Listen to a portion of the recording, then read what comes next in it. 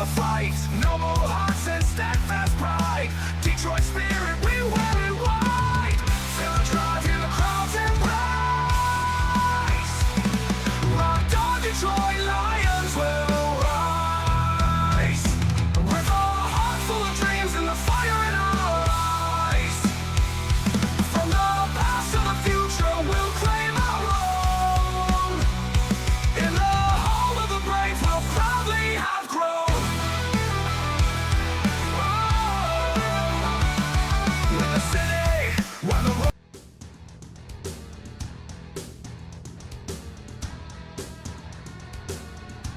Throwing middle, caught inside the 5. Jameer Gibbs to the end zone. Touchdown, Detroit Lions.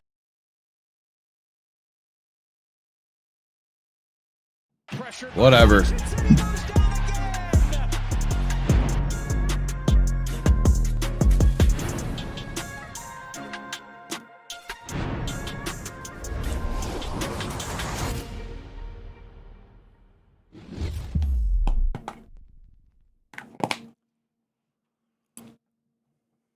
All right. Good morning, everybody. It is time to rise and grind with the Rise and Grind Morning Show. Your Detroit Lions each and every weekday, Monday through Friday, 8 to 10 a.m. right here on Rockhound Detroit Lions.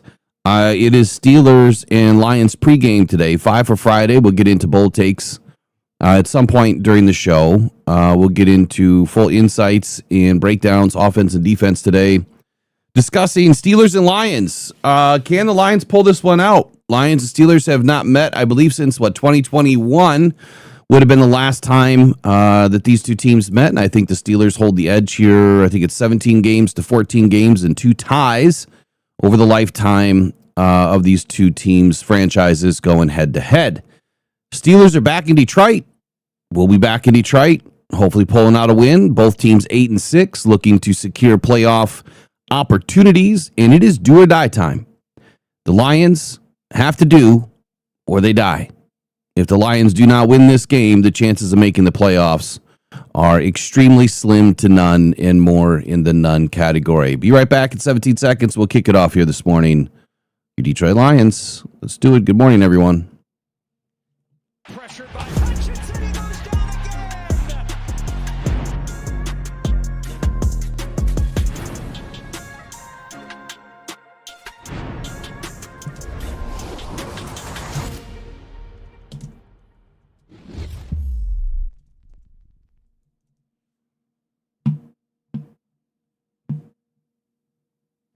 Morning, Eric. What's happening? Hey, it's fantastic Festival Friday awesomeness, end of the week. Okay. All right. Hey, look, we need to get people sharing the stream to get it out there. I'm trying to give away a helmet here in December, and there's only been one person giving it away, and that doesn't really make much for or one person sharing, so that really doesn't make much, you know, for us to be able to give it away. Like a $400 helmet, we need people to share. Like there's got to be more participation. So share away. We've only got a few days left here in December, and it's, you know, I hate to renege on my opportunity here for someone to win a helmet, but if we only got one person sharing the stream, I don't know if I can give it away. Does that seem fair? Good morning, Adam. Thank you for the $25 donation to Rockhound Cancer Foundation just received. Appreciate you each and every Friday, man. Adam's always dropping it in the bucket to help out people. Looking to partner. So good news this morning. I'm looking to partner with a company on the east side of the state for hyperbaric chamber and wellness. They do a whole bunch of other stuff at this facility. A lot of different products that they have there and services that they offer, but the hyperbaric chamber is one that I'm definitely going to take advantage of. So when we finally get this, you know, wrapped up, buttoned up, and we're able to put this, you know, little bow on this relationship, I'll let you guys know. But I'm excited about it, man, because hyperbaric chamber is a great way to recover and help you stay healthy. So I'm excited about this one. Really excited about this one. It's far away from me, but that doesn't mean I can't hit them up every time I go to the game. So, All right. I only got one question for you, Will. okay. It's Festive Friday. Why don't you have your Christmas sweater on? Who says it's Festive Friday? That's what I put on the thing today. Oh, you put it on what thing today? I put Eric's festive 5 for Friday. Oh, I haven't even read that. After treatment yesterday, man, I was knocked out cold. I don't know what changed yesterday, but man, it was not a good day. So I was up late, watched the tail end of the fourth quarter of that game, the Rams and Seahawks last night. I got to tell you, man, Sam Darnold is that dude. He is absolutely that dude. Put aside the refs for a moment. Put aside, some of the late game stuff. You can't put aside late game heroics when you're down, what was it, 16 points going into the fourth quarter or 14 points? 16 points. Yeah. And he comes and he brings them all the way back. Now, I know that there's a lot of conversation going on with what happened on that 2-point or that touchdown or the 2-point conversion. I mean, we'll talk about it in just a moment. We'll bring in a few things about Puka Nacua too. So I got a little tidbit at the end of this game. Well, hold on. I guess where I'm trying to go with this is, did the Rams, did they get what they had coming to them because of what went down in Detroit? Was it a fair game? Was it called accurately? Or did they get away with one in Detroit and the NFL wanted to, I guess, kind of settle the score a little bit? But guess what? That doesn't help us. Doesn't help us at all that you lost the game. Has nothing to do with Detroit. So I know a lot of Lions fans last night went to Twitter and everywhere else on social media and said, you had it coming to you. But that doesn't help us. It doesn't help us at all. All right, what's your tidbit? All right. So they needed 3, not 1, not 2, but 3 2-point conversions to win that game last night. And the Seahawks are the first team in NFL history to win a game in overtime on a 2-point conversion. Really? First time ever. That surprised me. They're the first team ever to win in overtime with a 2-point? Yep, with a 2-point conversion. And I have to wonder if they're one of the first teams to ever win a game converting 3 2-point conversions in the fourth quarter and overtime. Because I've never heard of that before. And they were a 3%. They had a 3% chance to win when the fourth quarter started and they were down by 16. They had the Rams were 97% to win that game. Hold on though. I want to make sure we're talking about the right thing here, because in overtime, they didn't. Well, I get that the Seahawks went for the 2-point conversion, and that's how they won the game. Right. Otherwise, they tie it up. That took a lot of nuts, man. Yeah, they didn't want to play for the tie. They put their season on the line. They would have continued playing until the end of the game. Yeah, but there wasn't much time left. What the hell is that? I don't know. That's in your end. Oh. It's Christmas mall music. Oh, it must be my alarms going off. Take this medication. Take that medication. It's like, Jesus. Oh, I hear you. I got a new one yesterday. I couldn't even tell you what it is. Yeah, I mean, if it helps that thing grow a little bit. I mean, you're a little bit old, but For hymns, it's for Eric. I'm just kidding. No, it's a white pill. It's not blue. So I'm looking at this game, the way it went down last night. Yeah. I was out until the fourth quarter. And so I caught the tail end of all of the craziness.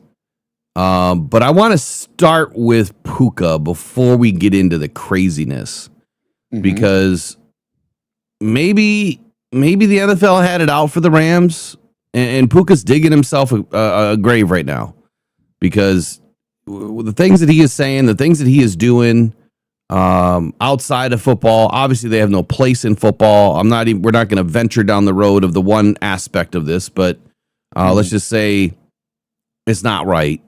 But what he said about the refs was a bit shocking. That these guys know that they're not supposed to say anything about the refs, right? They're not.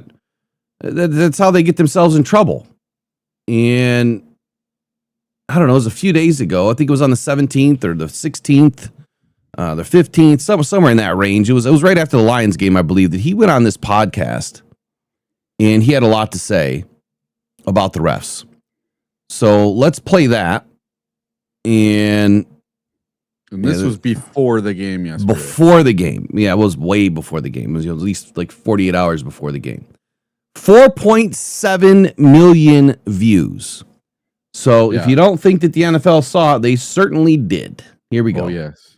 You think the refs be bullshitting sometimes? Oh, 100%. I'm like, they had yes, the refs are the worst because they're just, some of the rules aren't, and like, these guys are lawyers and like, they want to be on TV too, bro. Like, the game, you don't think he's texting his friends in the group chat like, yo, you guys just saw me Sunday Night Football? Like, that was no way. Like, that wasn't PI, like, but I called it. I was like, seriously, they do that? I mean, these guys are normal human beings too, bro. Like, these guys I mean, aren't they just like, do a better job than them. Dude, am I even joking? Yes. They're fucked, bro. They do. kill the game. They're cheaters, bro. I don't care. You think the refs be bullshitting sometimes? Oh, 100%. I'm like, they had yes, the refs are the worst because they're just, some of the rules aren't, and like, these guys are lawyers and like, they want to be on TV too, bro. Like, the game, you don't think he's texting his friends in the group chat like, yo, you guys just saw me Sunday Night Football? Like, that was no way. Like, that wasn't PI, like, but I called it. I was like, Seriously, they do that? I mean, these guys are normal human beings too, bro. Like, these guys I mean, aren't they just do a like, better job than them. Dude, am I even joking? They're Yes. fucked, bro. They do. kill the game. They're cheaters, bro. I don't care. You think So quite simply, he starts out by saying, the refs are the worst, right? The refs are the worst.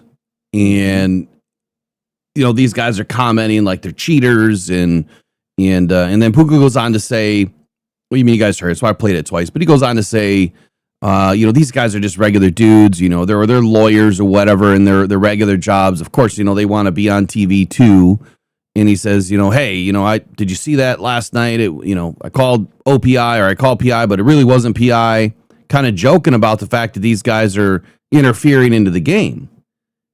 And as much as it's been going around, Eric, as much as it's been happening in not just Lions games, but a lot of games around the league this year. And now you have one of the most dynamic, outspoken, one of the best players in the league, which I'm giving Puka his flowers today, hands down. Puka's the best wide receiver in the NFL right now. Hands down. Hands down. He is the best receiver in the NFL. Anything he catches, even if it's a 5-yard out, it's going for 40. If I'm the NFL, I'm testing his ass, though. I'm testing him right now. You're coming off a very short window of a break, and you put up that kind of yardage in 2 games in a row. Is someone needs to go test him. And I'm not saying that he's doing anything illegal, but you would expect that they would test him because of that kind of output. They've done it to other players. Hell, they did it to Jared Goff a couple years ago, didn't they? After Jared had a couple of crazy games in a row, they tested him. So, Puka outspoken about the refs. I can't say he's lying. I mean, we've seen it. And then what happens in the game? All right, what happens in that game? You could say that the refs interfered, but here, let me throw up his tweet after the game, the tweet that was deleted, and he says, "Can you say I was wrong? Appreciate you stripes," meaning refs, "for your contribution." It got about 106,000 views before it was deleted. But you know how it goes, man. You put something up on the internet, it's going to stay there. Someone's going to capture it. It's not gone. Okay. So not once, but twice he has been critical of the refs in 1 week. Do you think that this should be Puka subject to a suspension by the NFL or by the team? Well, I mean, since Roger Goodell has no how do I say it? I feel like Roger Goodell just does whatever the hell he wants. Even though there's supposed to be precedents and there's supposed to be a process for how these things are handled. Like, okay, if you do it one time, it's this. If you do it another time, it's this. He's already moved past the first and second time, so now he's got to be into the second or third phase of whatever that punishment would be. What is that punishment? And that's the other thing that I don't like about the rule book. It's the other thing that I don't like about the penalties, outside of the game. Quite simply with Jamison Williams, right? The whole gambling thing that was then changed, like that affected JMO's season. It should have been lesser of a suspension, but those things need to be hard written, in stone. Like your first offense, if you tweet something and it's against the league rules, the league policy, then it's a $15,000 fine. The second time you do it, it's a $30,000 fine. The third time you do it, it's a game suspension. But unfortunately, Roger Goodell doesn't have any wherewithal to follow steps and precedents and procedures. He just does whatever the hell he wants to do. So maybe he does get suspended. I doubt it. If Sean McVay had any gumption about him, he would internally suspend him. That's what I would do. Do they really need him for the last couple of weeks? No, they don't. And that's how you get away with it, because it won't interfere with their season. What do you think? I think something's coming because there's more to this. And for someone that was selected in the 6th or 7th round, man, this guy's getting a big head on him. He's outgrown. He's overgrown his britches. He is the best receiver in the league. He is, and everyone's telling him that. And to me, it's starting to be like, hey, I'm Terrell Owens now. My head's just exploding.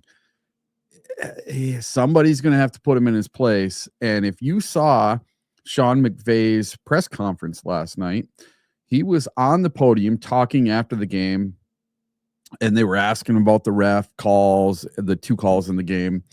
And then they were like, hey, did you see the post that Puka made on Twitter and deleted about the ref? And he's like, no, I have no information about that. I can't speak on that. And you could just see the embers and fire in his face. You could just see the wheels turning and the steam coming out of his ears. He was just getting more and more and more mad the more they explained what was going on. And he just kept saying, I don't have any information. I don't have any information. Right. And listen, he's already had to get up and explain this Puka being on a podcast thing to all of the media. And then he does it again after the game. My God, I would not want to be in Puka's shoes, no matter how good of a game you had. And now this just opens the door for every player of every team and every assistant coach and every coordinator and every coach and GM of every team to be critical of the referees. Well, I want to throw NFL's not going to stand for that. Yeah, no, they're not. Now, what I'm about to share next is going to be all messed up for some reason. I can't get it in the box. There it goes. But what I'm going to share next should light Lions fans on fire today. So, oh man, we all remember Colby Parkinson. You remember that guy?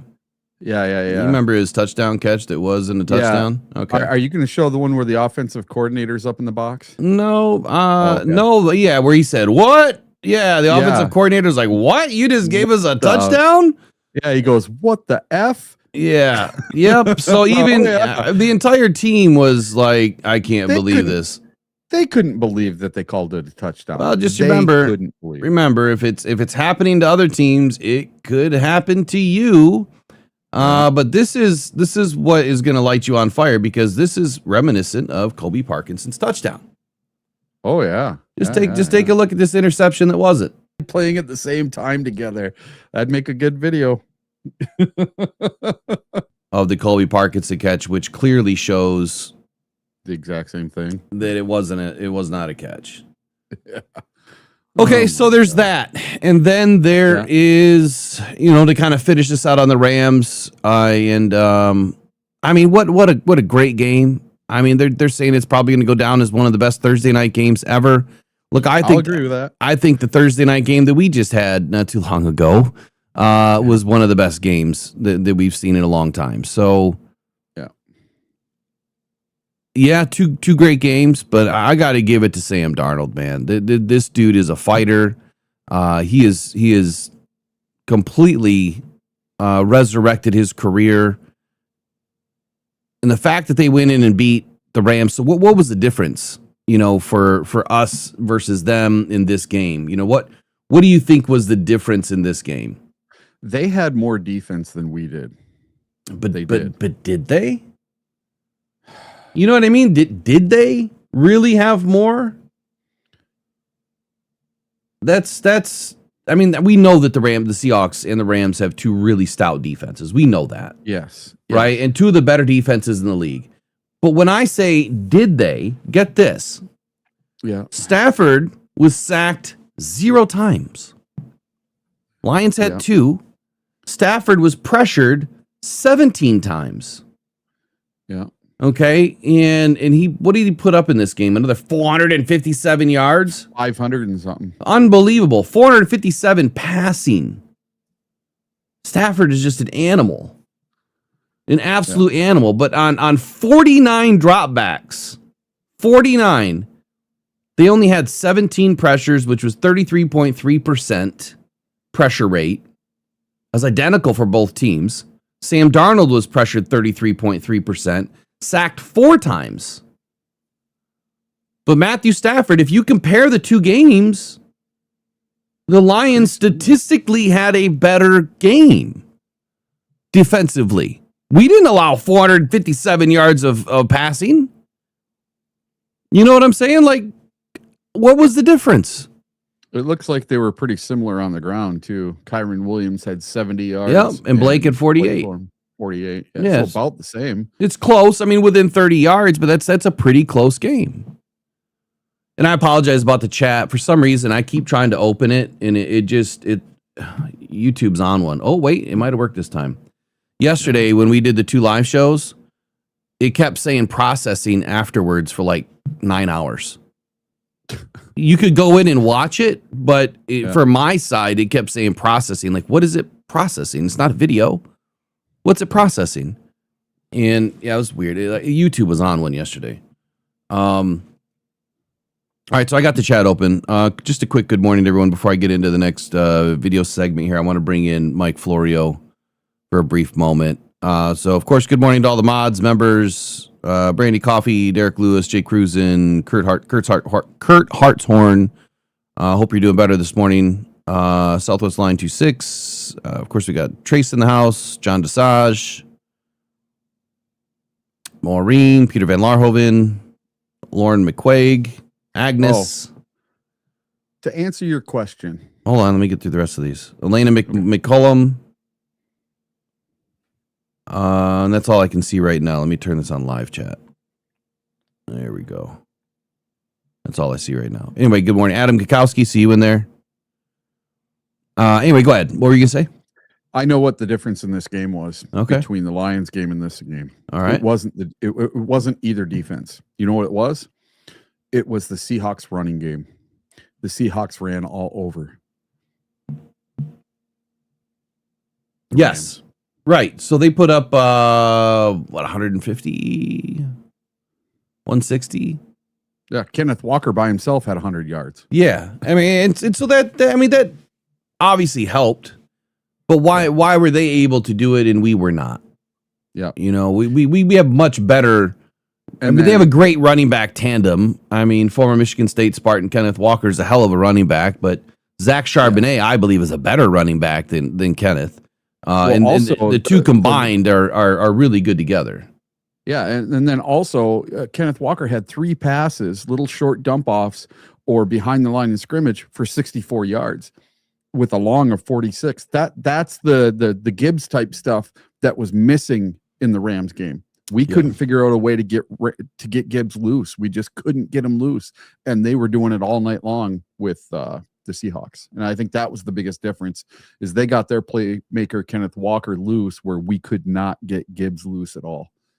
But now, granted, a lot of it came in the fourth quarter, and they had to hit on all these 2-point conversions. They had to hit 3 of them, Mm-hmm. and they had to be perfect at the end of this game. But that was I think that was the difference in this game is they got their running back going, whether it was through the air or on the ground, where we could not do it. We did with David Montgomery for one series, but other than that, that was it. Well, for me, I thought it was the Seahawks special teams play. Their third phase of their team was working. Our third phase was absent. You know, we missed a field goal. Punting was okay. I mean, I think Jack put one into the end zone twice on punts, if I'm not mistaken, or at least once, which not where you want to be. You want to bury him.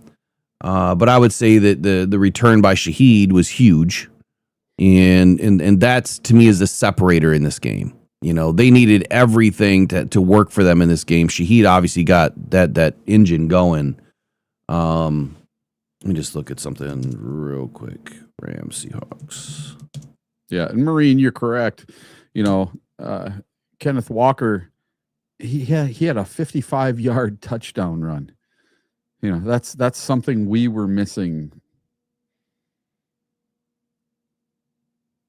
And it's strange because I think the Lions running game is 10 times better than the Seahawks. If you put the Lions and the Seahawks in a game today, I think the Lions win that game. Yeah.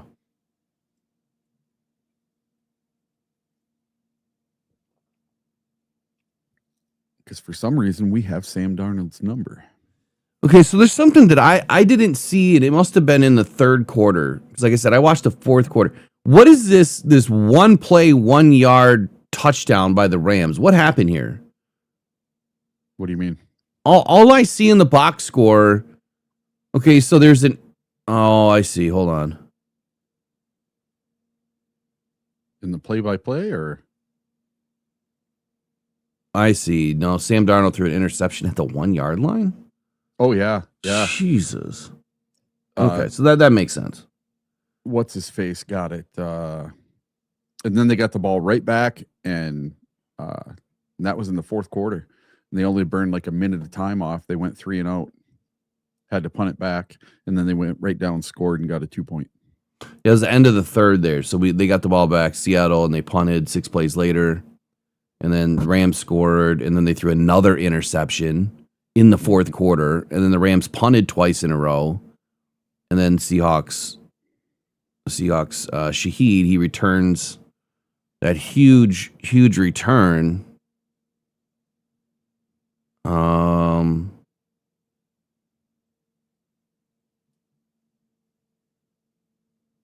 Anyway, crazy game. Obviously, Incredible. You know, there's a lot that went on in last night's game that, you know, are the refs getting it right. So let's talk about the play that you know, everyone's talking about. The pass that Sam Darnold threw, and whose face did it bounce off of? Was that Fisk or Verse or somebody?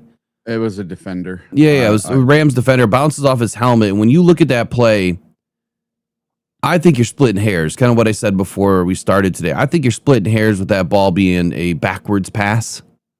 Yeah, they looked at some overhead view and said that was the best view of it. I get it. I mean, you're really splitting hairs, but to allow that play to continue, that's why you never stop until you hear a whistle. I didn't hear a whistle. Obviously, no one else must have heard a whistle. Who picked it up in the end zone again? Who was that? You remember? Wide receiver, he just picked it up. Yeah, so he wasn't going in there to thinking he scored. No, He was just picking up the ball. Yeah. And how many times has that happened for the Lions and other teams where we've seen, like, okay, the play should have continued to go. If they didn't rule it an incomplete pass, they ruled it a fumble or whatever, and then that ball somehow, you know, that ball somehow goes forward, even though you're not allowed to advance the football. But there's been plenty of instances like that where, you know, Lions will take that ball and run it down to the end zone, but they call something different, and the Lions don't get the score. I can't point to anything specifically, but I'm sure a lot of you have, you know, moments rolling through your brain right now where that kind of stuff does happen. You got to continue playing through the whistle, man. Like, you don't stop. If you don't hear a whistle, you got to keep going. You have to. You have to keep going. Because that play last night, had they just let it sit there in the end zone, what would they have done? Would they have called it a touchback at that point because no one picked it up? I don't know. Like, I would like to know what happens on that play if no one goes and touches it. Yeah, if a ref just walks over and picks it up, I don't think it's review. I don't think they review it. Well, that's my question for the NFL. What if no one touches that ball in the end zone? What do you do? Where's the rule in the rule book for that? Because I guarantee you there isn't one. Maybe I shouldn't say guarantee. I'm heavily favored the fact that there wouldn't be. Another big crazy thing going on tonight. I'll be live streaming the fight. Ooh. Jake Paul, Anthony Joshua.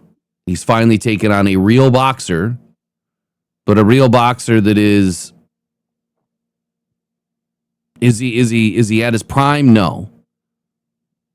But if this is a real fight that is not fixed tonight, if it's not rigged, which I don't believe, Joshua should end him in the first round. Should end him for good in the first round. So I'm going to live stream it tonight.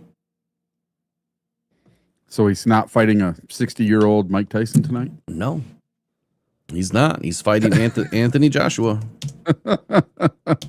So I should take all the money that I lost on the Tyson fight and put it on this guy tonight, right? I can't believe you put money on the Tyson fight. I did. I knew that was going to be a bot. You know, like Tyson needed some money. But Anthony Joshua, so just sidebar for a moment. Anthony Joshua, 28-4, 25 knockouts. 28-4, 25 knockouts. When's the last time he fought? 2024, he put Daniel Dubois down with a KO in the 5th round. So only a year. Yeah, but his first professional debut was in 2013. He took out Klitschko, Parker, Ruiz, Francis Ngannou, Andy Ruiz again. He lost Alexander Usyk, Daniel Dubois. I'm sorry, he was knocked out. He was KO'd by Dubois. Excuse me. He lost to Usyk back in 2021. He lost to Ruiz in 2019. But outside of that, he's an Olympic gold medal champion in London in 2012. He's a 2-time unified heavyweight champion. He's the BBC Sports Personality of the Year finalist. He's a Boxer Writers Association of America recognition award, whatever. His KO ratio is 85%. The dude is massive. He's 6'6", and what's his name is like 5'10". Yeah. So there's an 85-inch reach or something crazy like that. You want to talk about wingspan? You want to talk about ape index? This dude has a reach. There's no way that Jake should be able to get close to him. Like, yes, guys, it's on Netflix tonight. Yeah, and so I'll be live streaming it tonight on the other channel. I'll make sure I put it up on Twitter and everywhere else.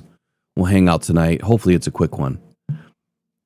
I'm really hoping that this is not a bot paid for, cash grab, which they generate a ass load of money on these fights, a ton. Netflix can't even handle the stream half the times. There's so many people watching these things. Yeah. So we'll see what happens. But anyway, that's your sidebar of the morning moment. So is that guy like super favored on the betting sites? I haven't looked. I would imagine that he is. I mean, why? How could he not be? You're talking about a 2-time unified champion in the heavyweight class. This is like taking on Mike Tyson 2 years after his prime. 3 years after his prime. That's what it's like. Now, he's no Mike Tyson. Mike Tyson would have ended him. But what's the guy's name? Anthony Joshua. He's a UK fighter. Okay. So let's see. I'm trying to find it. I'm going to have to type his name in. Okay, so here it is. Anthony Joshua. The most recent sports book is a minus 1,300. Minus 1,000 to minus 1,300. Paul is plus 650. All right. I got on DraftKings, it's plus 700 and minus 1,200. Mm-hmm. Yeah. That should tell you something.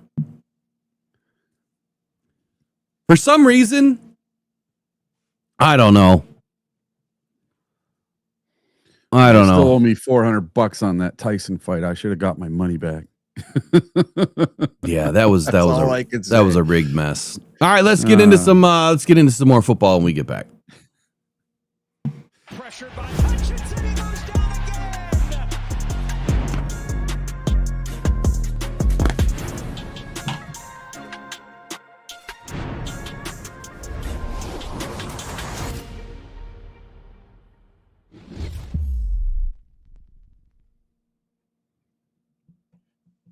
All right, Detroit Lions and your Pittsburgh Steelers. Aaron Rodgers. The biggest matchup that we wanted to see was Kirby. We wanted to see Kirby in this game, and as I mentioned a couple of nights ago, what I was hearing is that Kirby is more than likely done for the year. He did not practice again yesterday. So, it has to be a miracle today. Kirby has to practice. That's the only way that he's going to be able to play. You can't go DNP into the weekend. He has to be, at a minimum, limited today in practice. So if for some miracle that he's limited today and he was able to participate in practice, then there is a very slim chance that he gets into this game, and that there's then a very slim chance that his season is not over. It's disappointing. Obviously, you want to do what's right by the player. With Kirby not in the game, Eric, are we at risk of losing this game, or do you think that we have enough? Well, let's see.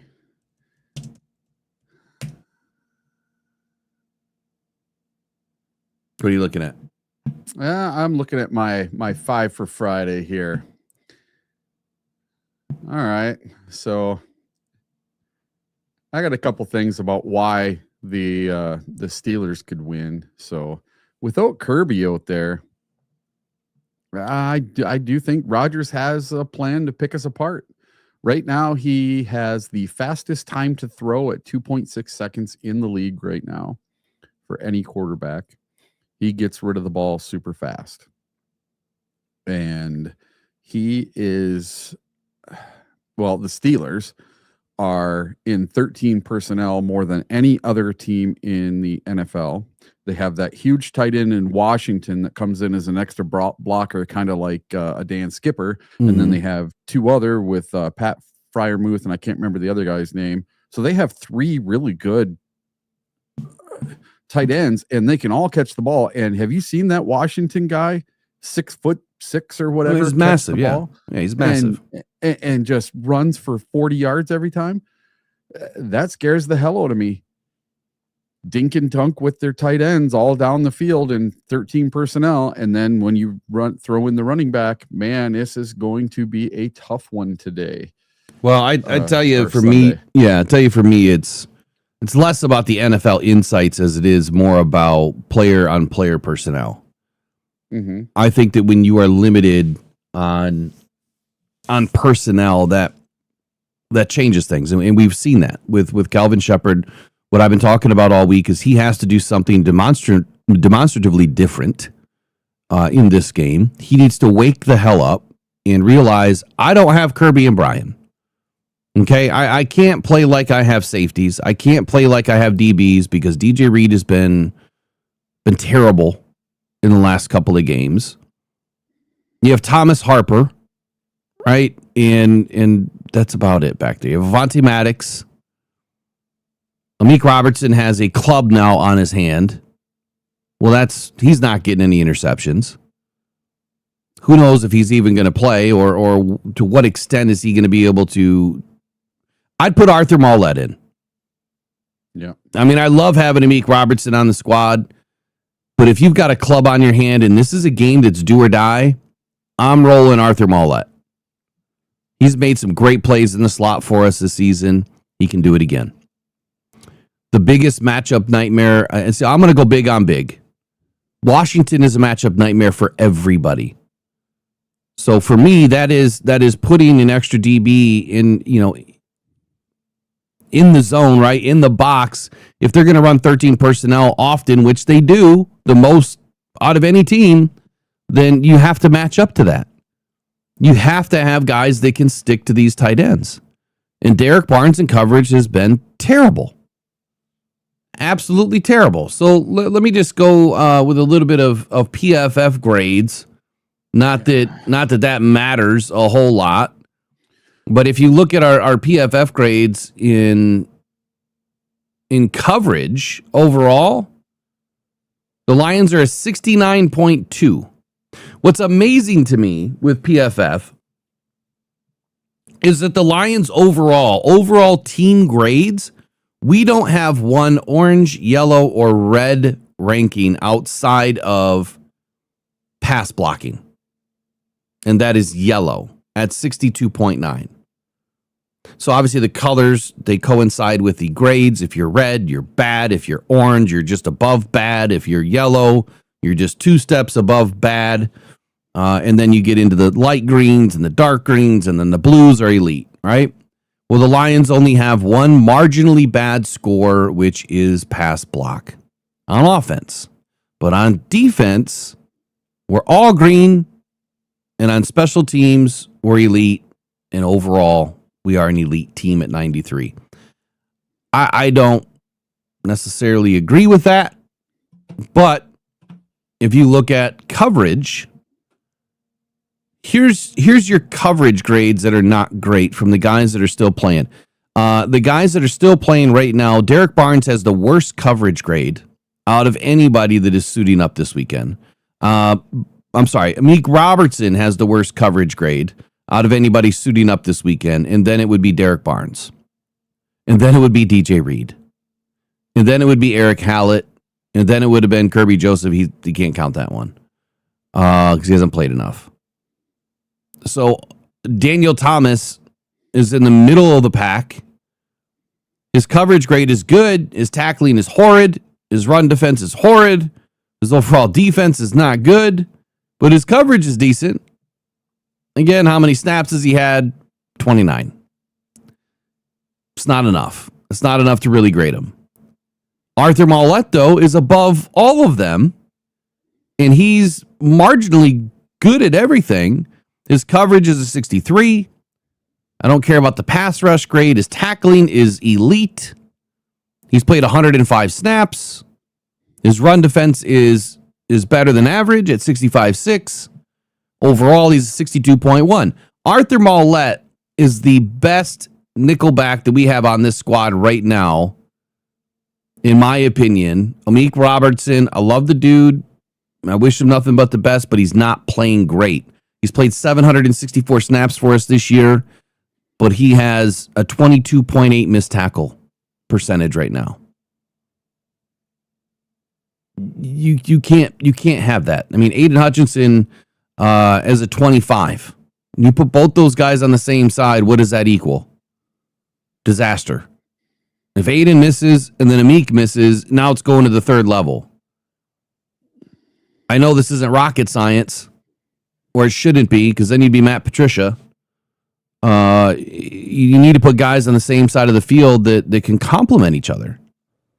And it's kind of tough to do that at times. So if you keep going up the tree here, Rock Ya-Sin is probably graded out as our best corner right now. Mm-hmm. And then Avante Maddox is graded out as our best safety right now. Avante Maddox's grades are actually great. And Nick Whiteside, well, he hasn't played enough, but he would be at the tippy top. So Brian Branch is no longer there. Lawrence Strickland hasn't played enough. Thomas Harper and Avante Maddox are our best safeties, graded out pretty good. We just need to get Thomas Harper back in the game.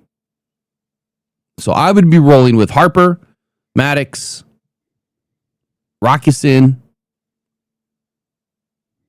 Arthur Mollett, and DJ Reed. Those are the guys that I'm rolling with. Now I got a question about Reed. Yep. So he went down kind of early in the season with a torn hamstring, and it was pretty bad. It was bad enough to put him on IR, and they thought possibly it was going to be season ending, that he might need surgery on it or whatever, but it ended up not being. Do you think he came back too soon? Because he still doesn't. To me, he doesn't look 100%. I know we talked about it yesterday a little bit. We'll never know, but he definitely doesn't look like he's playing to his level. He's been dog crap. I'm sorry. I love the guy, but to me, he was playing not at an elite level. He was playing at an okay level when he got hurt. And then after, he has just been awful. And you got to remember, when he played with the Jets, he had quite the backfield he was playing with the Jets. And now he comes to Detroit, and he doesn't have all that help. You know, we're missing 3/4 of our secondary. We're missing Brian Branch. We're missing Kirby. We're missing Terrion Arnold. All the guys that are supposed to be there helping him. So I can only imagine how much better his grades would be and how much better his production would be if he had some help and he was healthy. I just have to wonder how healthy he is right now at this point of the season. Well, I mean, I think everybody's banged up, but that's not a surprise. You know, we still have Kazir and Mills. They haven't had a ton of snaps. I mean, those guys are going to be your backups. I can't imagine either one of them is going to be starting this weekend when you have. I mean, so if PFF is anywhere close to being accurate, which they're not. The 5 guys that I mentioned would be the 5 best guys that you should be rolling out there against Aaron Rodgers. And then when you go into your dime looks or your bigger nickel looks, then I think, then you have to put a Meek in there. I think that, what's his name? Daniel Thomas would obviously get some looks at that point, but I would not be rolling with Thomas at the beginning right now. I would roll. I would definitely roll Avonte Maddox and Harper. It's not a great situation. So Aaron Rodgers, to give you guys a little bit of a kind of a background as to what he's doing, like Eric said earlier, his average time to throw this year is the quickest time to throw in the league at 2.65 seconds. And he also has been pressured at the lowest rate, 21.9%. So I'm not even throwing spaghetti at the wall today. Let's just talk fact. Mm-hmm. Here's a fact. If a quarterback is getting the ball out at 2.65 seconds consistently, would you send your edge in every single time? No. Would you send in a linebacker blitz more often than not? Would you blitz a ton, period? I drop my linebackers on every play because they're going to dink and dunk to those goddamn tight ends on every play because they're in 13 personnel on every play. And so what's the most important thing to take away from Rodgers? The run game. The middle of the field. And then the middle of the field. So if you get the run game going, well, then his tight ends open up. And Rodgers is an extremely intelligent football player. Yeah. He doesn't have the body that he used to, but he still has an arm, and he's an extremely intelligent football player. You want to talk about a guy that can read a defense? Aaron Rodgers is one of the quickest processors of a defense that has ever played the game. Mm-hmm. And so when you are depleted, he's licking his chops right now, getting ready for this game on Sunday. He knows that he's going into a wounded den of lions and that he should be able to do some damage. So if I'm Kelvin Shepard, I'm saying, okay, we have not been able to get home on any of the blitzes that I'm calling for whatever damn reason. I don't care if it's Aiden, AQM, Davenport, Jack Campbell. I don't care who's at fault. They're all at fault. So don't do it. If he's been pressured the fewest amount of times, percentage, and he's getting the ball out quick, don't blitz.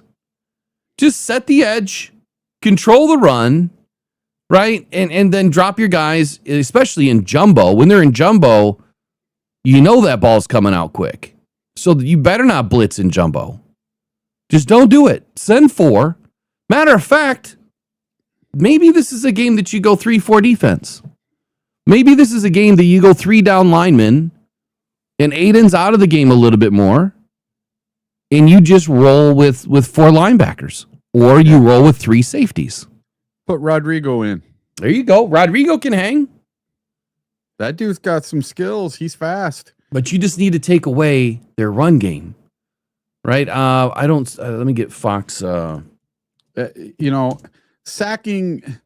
Sacking Rodgers 5 times in this game is not going to be the difference in this game. It won't win you the game. Shutting down their intermediate and close passing game, that is what's going to win you the game, because they are a dink and dunk offense. Here's what I don't want to see. A 28th ranked Steelers run game at 92.5 yards. I don't want to see them all of a sudden find success against the Lions. So statistically, you should be able to go into this game feeling a little bit comfortable and say, okay, they shouldn't be able to run against us, but what are the other teams doing to prevent them from being able to gash them on the ground and then allow Aaron Rodgers to go crazy, in the pass game? Well, if you allow him to run, just like any team, then you're going to allow him to pass. And Aaron Rodgers, I have a feeling, is going to try to pepper us deep. They're going to be looking for explosives in this game because we've been allowing some explosives. The most in the league over the last 5-6 games. So that tells me if that's his depth of target in this game is going to be 12 yards and above, well, then you need to make sure that you guys are there. If we see a bunch of single high safety in this game, I'm going to lose it. Yep. I'm just going to lose it because this is not a game that it's do or die. Right? So this is like the best time to play bend but don't break. We'll give you a little bit, but I do not want to give you all of it. I'll give you the 7 yards. I'll give you the 4 yards. I'll give you the 9 yards. I might give you a couple of first downs. But what I'm praying on is the fact that maybe I'll be able to pick one off. Maybe I'll be able to punch one out. But if you're constantly chasing and you're running from behind, you're not going to punch them out and you're not going to pick them off. But if you keep things in front and you're coming downhill with that right hand, crossbody, you have more of an opportunity to punch the ball out. So keep it in front. I want to play man under. That's what I would be doing in this game. I'd be going man under. I would definitely be in a too high safety shell or a too medium safety shell. I would walk them up. I would even probably go dime a little bit more against their jumbo looks, because you need guys that can cover against those tight ends. Like, anyone going up against Washington's going to have a tough game. Okay, so let Washington have a good game. Take everything else away. They have some big problems matchup wise when you take a look at their roster, which is offensively. They've done a good job with their offensive line. Andrew Pete on the left side. Isaac Samualo he's a left guard. Zach Frazier, the guy that I love coming out of the draft, is their center. Mason McCormick, another guy that I liked, is the right guard. Troy Fontenot, they picked up a couple of seasons ago.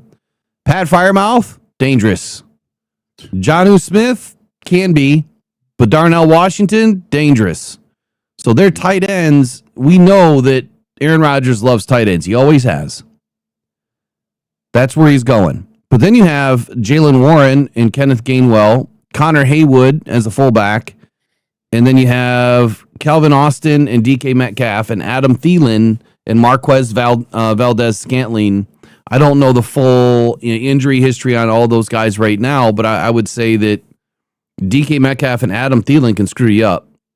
Adam Thielen, smart, old, knows what he's doing, knows where to sit, knows where to find the gaps. So he's a smart guy. Marquez Valdez-Scantling, he's got speed. He's going to be the guy that's going to get deep. DK Metcalf is going to body you up all day. So if you're smart against DK Metcalf, it's not DJ Reed. It's Rock Ya-Sin. And then you need to shade him with a safety. So you're going to have to take 2 DBs just to take him out. And then who else is on the field at that point? If there's Pat Freiermuth and Darnell Washington in against DK Metcalf and Calvin Austin has speed too.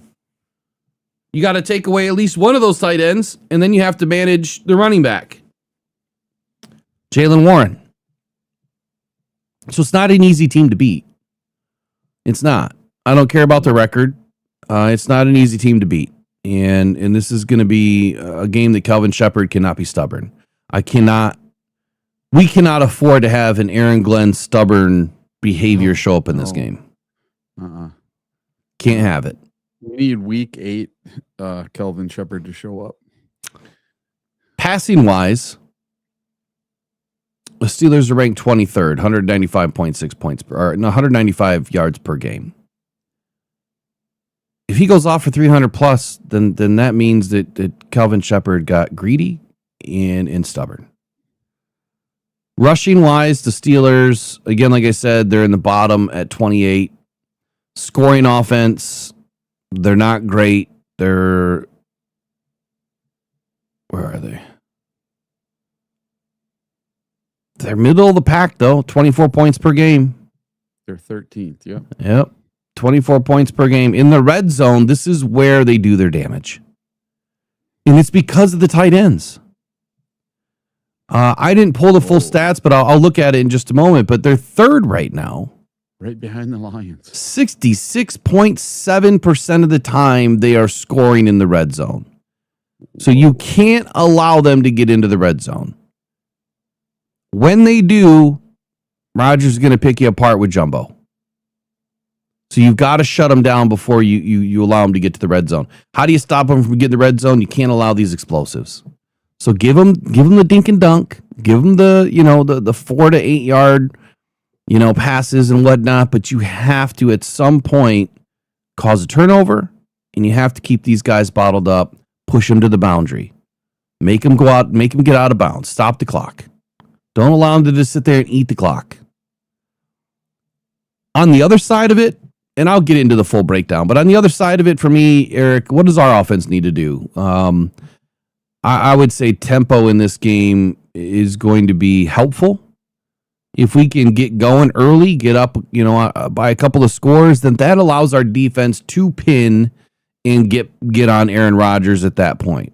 But you can't pin the ears and blitz and get after him if you don't have a lead. Yeah. Because then he's going to get a lead. And look, Aaron is coming in to play spoiler. We knocked him out of the NFC North and out of the playoffs in 2022. He remembers. He's coming back for that. And they still have a chance to get in. So, yeah. Hey, they're 8-6. We're 8-6. They just happen to be in the lead of their division. They only have a 1-game lead on the Ravens. And I don't know who the Ravens play this weekend, but they could be tied with the Ravens after this week if they lose to the Lions. So this is a big game for them. Now, they're going to be missing some pieces. TJ Watt, it doesn't look like he's going to play in this game. And it does look like their draft pick, the kid that I was kind of interested in, Sawyer there. yeah. He looks like he's going to play in this game. I got a wild one on Sawyer. Yeah. Mm-hmm. I got a wild one on Sawyer. So just remember, this guy was wanting Jack Sawyer in the draft. Maybe not as high as everybody else was saying, but I wanted Sawyer as a. I thought that he would match up well as an inside linebacker. Yeah, put him in there with Jack. Primarily based on his arm length. He has shorter arms, but the dude's got size. He's got speed, and he's smart. I honestly haven't watched a ton of film yet on the Steelers, so I don't know where they've put him. I know he hasn't played a ton. No, he hasn't played much. I'm curious as to where they have been putting him, on the defense when he does get in. But with TJ Watt out, he's going to be the direct replacement, so he should be off the end. Yeah. Yeah, Jack Sawyer played 26 of 48 snaps at 54.2% last week. So he's going to be playing this weekend. Hold on one sec. Mm-hmm.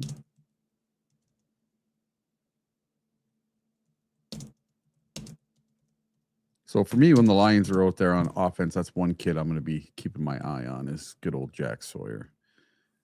Yeah, I mean, I hate to see him hurt us, but we'll see what happens. Lauren McQuaig says Thielen has only had 10 receptions for 80 yards, missing 3 games this year. He has not been targeted, which true, right? But what I think about with Thielen is this: he can be a weapon because, number one, everyone's looking at that and saying, hey, he hasn't been targeted. They're not going to go to him. But in a game like this is where Thielen can do his damage because he's going up against a crippled defensive secondary. And Aaron Rodgers needs some weapons out there.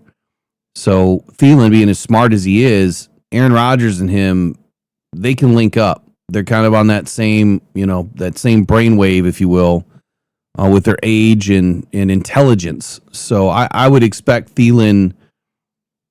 I would expect Thielen to get some targets in this game, especially over the middle, because that's where he does a lot of his damage. And we've had plenty of issue over the last 4 to 6 games, giving things up over the middle, which it has to stop. It has to stop. It has to stop on Sunday. Yeah, this whole secondary just bleeding big plays has to stop. The big plays have to stop. I can handle 1 or 2 per game, but this just every pass deep to Puka Nacua and Adams and CeeDee Lamb. CeeDee Lamb, if he wouldn't have went out of that game, I don't know what would have happened in that game. Because he was tearing us up in just over a half of the game. He already had 120 something yards and a touchdown. He was on a tear. He was going to light us up.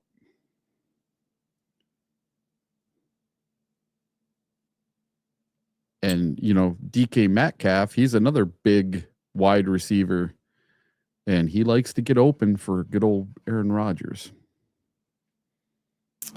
All right, let's kind of break it down a little bit. Break it down a little bit. Take a quick 17 seconds. Pressured by Hutchinson, he goes down again.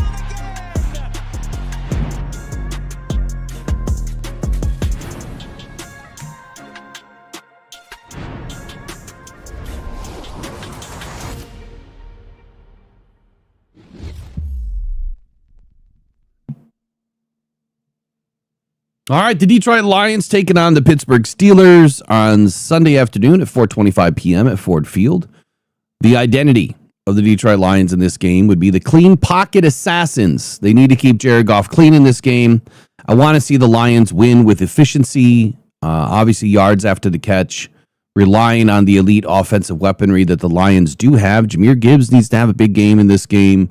Obviously, Amon-Ra St. Brown is the clutch leader that he has been all season. He needs to show up in this game. But if there's one point that I could point to definitively to get this pregame warm-up kind of flowing here, it is the clean pocket dominance, right? That's what the Lions need to exploit. They need to be able to take advantage of TJ Watt not being in this game and take advantage of the Pittsburgh's pass rush, use it against them, and keep Jared Goff clean. He's going to have to get that ball out quick. Jared Goff is statistically one of the most dangerous quarterbacks in the NFL when that pocket is kept clean. He is not extending plays with his legs, right? The broken legged giraffe is not going to run the football, but he is executing the structure perfectly when he's able to hang in there in the pocket and deliver a strike to his weapons on the outside. Right now, he's only chucking a 69.3% completion rate. Goff's completion percentage from a clean pocket is as high as 78.7%. So he's much better when he's throwing from a clean pocket than when he's not. It is the second highest in the NFL. 8.5 yards per attempt. Again, with a clean pocket, it's a little bit higher than his average right now of 8.1. Third highest in the league since 2018. Now, the matchup problem for me is when the Steelers do get pressure, they are effective. They are allowing only 5.2 yards per attempt, the fifth fewest in the league. But the issue is TJ Watt. TJ Watt is not going to be in this game and have not been able to get home very often. Alex Highsmith, he's another issue that the Lions are going to have to deal with. They just need to keep Jared upright. Goff will dismantle this coverage if he's able to stay on his 2 feet. The second major point for me would be Jahmyr Gibbs. He's untouched. He creates the most space. The Lions' offensive line is winning at the point of attack when they are playing their game. So consistently, that gives Gibbs an opportunity oftentimes to get 3-4 yards before he's even touched. That is going to be a big key for me in this game. That Gibbs he just has to be utilized more often than Monty. I know that a lot of people want to see Montgomery involved in this game more, but the Lions win when Gibbs wins, and it hasn't been the other way around. When the Lions go to Montgomery more often lately, it's just not working out. For whatever reason, the offensive line is weaker this year. They're not creating the holes that they were. We've gone up against really good defenses. That is where you take the electricity that Jahmyr Gibbs is able to create and generate big plays with his legs, but also out in the slot. 2.5 yards before contact is a big number. Gibbs averages a league high 2.5 yards rushing yards before contact per carry. He's going to have to do that again this game. The Lions have not been running a ton of jumbo, but when they do, and they go into their heavy sets or their big jumbo personnel, Gibbs is averaging 6.8 yards per carry. And when they do it from shotgun, it's roughly the same yardage that Gibbs is able to put up, which is a ton. We win a lot from shotgun. So the win condition for me, the Lions are 8-0 when Gibbs scores a touchdown this season, 0-6 when he does not. The zone beater, right? The man beater. He's the all personnel beater, and that's Amon-Ra St. Brown. I need to see Amon-Ra St. Brown have a big game. Pittsburgh plays zone coverage at a relatively low rate compared to the league, but they still rely on it to protect their safeties. St. Brown feasts on those looks, but again, if you run man against him, he's going to beat you. The stats for him is a 44.1% target rate against zone coverage. St. Brown is targeted on 44.1% of those routes, which means he should have a lot of activity in this game. He's a red zone magnet. St. Brown accounts for 42.2% of the Lions' red zone targets, the highest share of any receiver in the NFL. And he's also the motion man, pre-snap, post-snap, I don't care what snap. You get Amon-Ra St. Brown in motion, it's usually a good day. Detroit uses motion to free him up. His 7 receptions and 5 TDs after motion inside the 20-yard line, inside the red zone, lead the NFL. We've got to get some deep shots this weekend, so my fourth big point for the offense is Jameson Williams. While St. Brown works the middle, Jameson Williams needs to be the designated lid lifter. He needs to take the top off. He forces safeties to stay deep. He clears out space underneath, and that allows players like St. Brown to get underneath, or even Gibbs in this case, if the Lions decide to finally use him in the slot again this weekend, to take some of those short intermediate routes. The distance with Gibbs in space, you just never know when he's going to go to the house, but the same thing can be said for Jameson Williams. Get him involved in this game. 90 deep routes on the season. Williams has run 90 routes of 20-plus yards or more, which is the 5th most in the league. He's production, 7 deep shot receptions for 206 yards and 3 TDs. Number 5 for me in this game would be play action proficiency. Look, John Morton, he had the play calling ripped away from him. Dan Campbell has been getting better and better and better. But it's not going to work if he can't combine the run and the pass and then utilize the pass to set up the run and get into the play pass menu. When we do, the Lions are one of the most successful teams in the NFL. Because this run game is so lethal and can be so lethal at times, the linebackers are going to bite hard on the fakes, and that is why play action is so important. 30% usage when Goff uses play action on 30% of his dropbacks. It is the 6th highest in the league. His 10 yards per attempt on these plays. Goff averages a massive 10 yards per attempt, which is the 4th most in the league. Steelers counter this. How? Well, they have discipline, allowing the 6th fewest yards per attempt, 6.4 against play action. This is one of their bigger strengths coming into Ford Field this weekend, is their play action defense is one of the best in the league. To kind of sum up how the Lions can beat the Packers defense this weekend, I think it's very simple. You have to use Gibbs. You have to use Gibbs in the slot. You need to keep Jared Goff clean. You can't be afraid to send J-Mo on some deep routes and target him early. You can't be afraid to pass, but we need to see the deep crossers come alive again this weekend. But mix it up, Dan Campbell. I don't know what his favorite drink is, but he better be drinking a lot of it on Sunday. He needs to be the mixologist that we used to have back there and I'm not even going to say his name, but Dan Campbell needs to have his best game of the season, and that starts on Sunday at 4:25 p.m. Pressured by Hutchinson, he goes down again.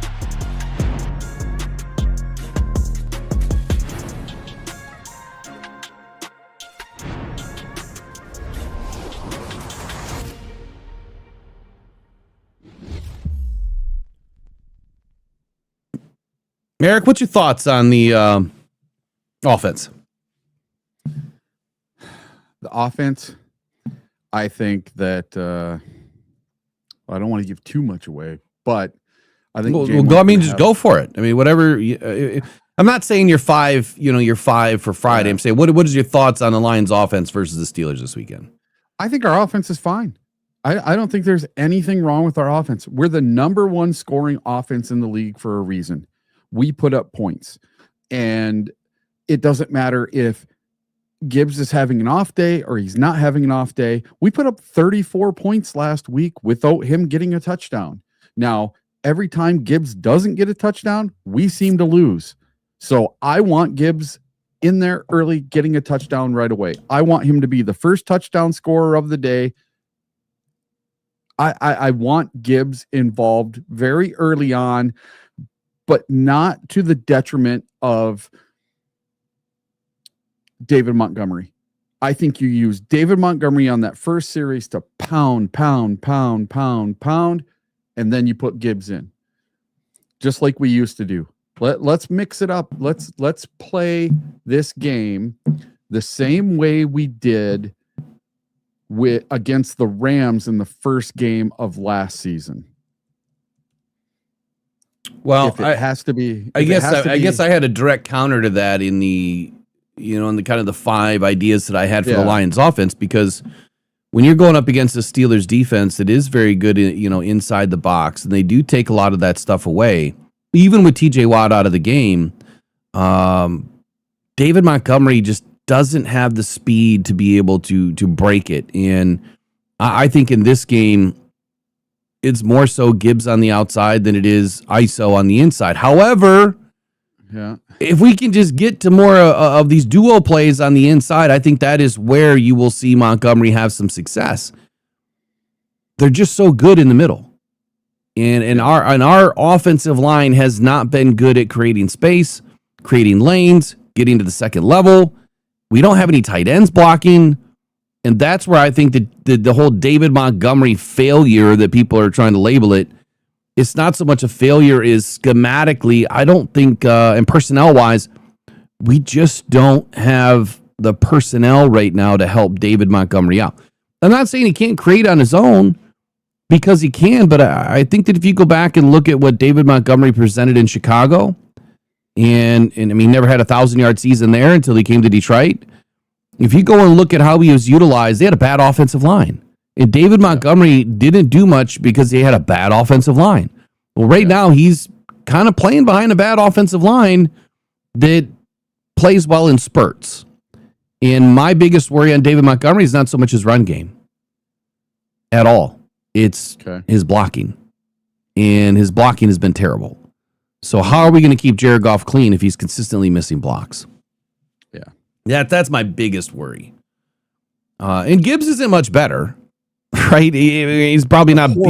He's probably not even as good as David Montgomery. No. But that's why I'm saying that the ball's going to Jahmyr Gibbs anyway, so you don't really need the blocker. Maybe the 2-back system would help us in that case. That you can have a little bit more of an edge. But anyway, you take it away. So you're game.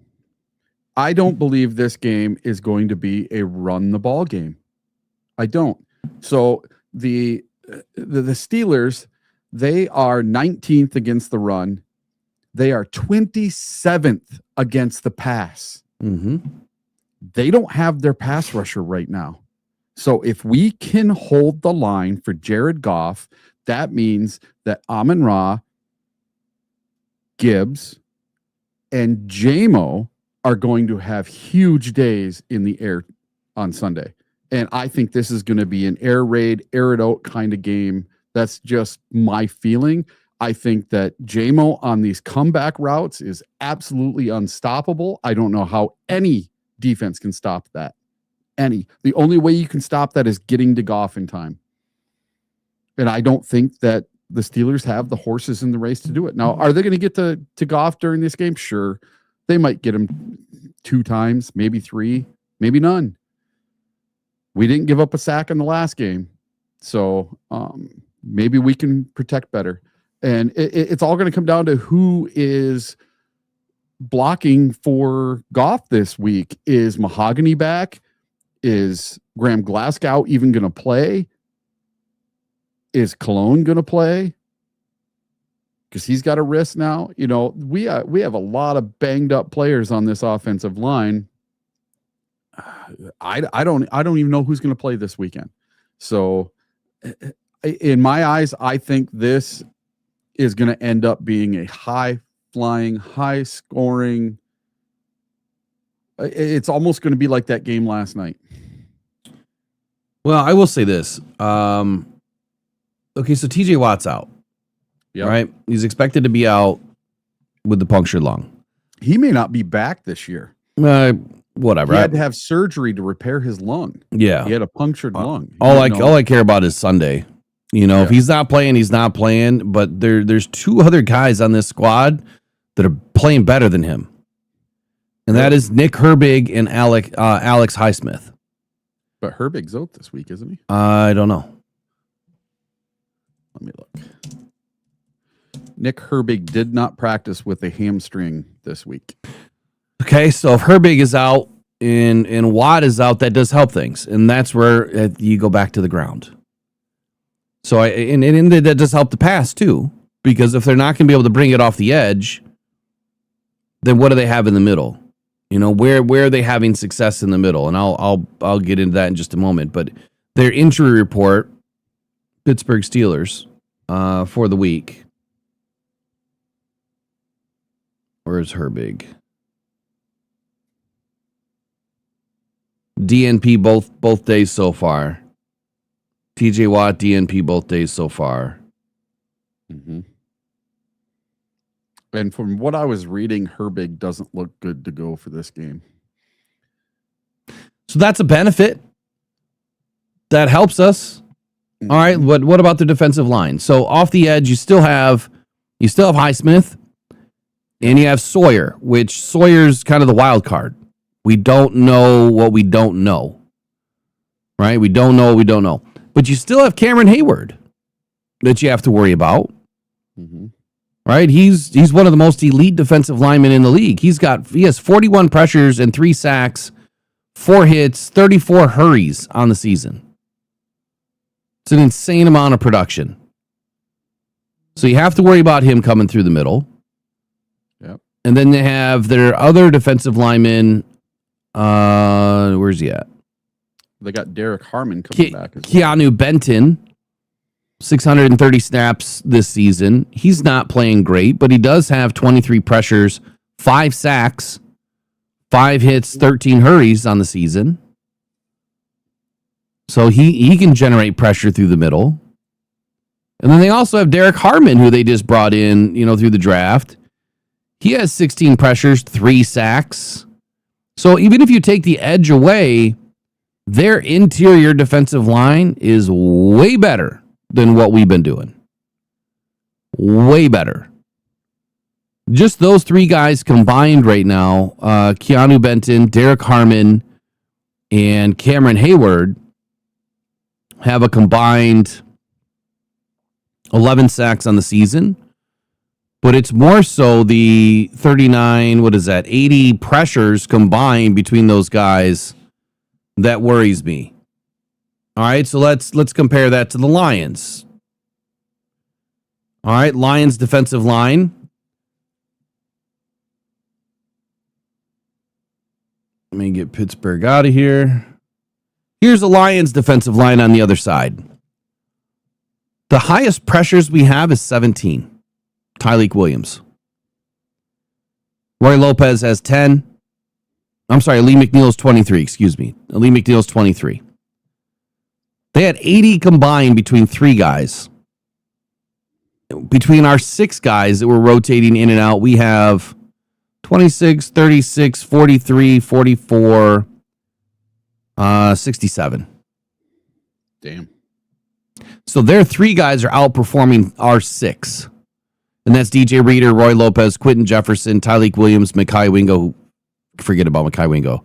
And Lee McNeil.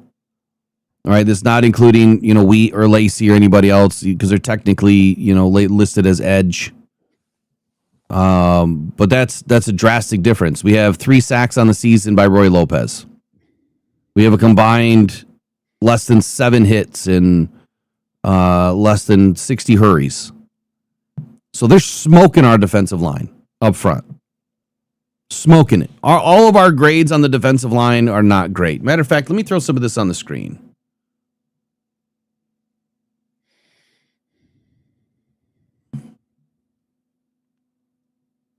So you can kind of see what I'm looking at.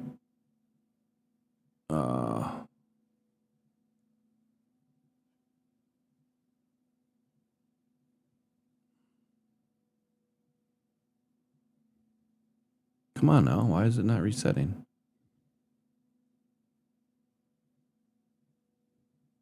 There we go.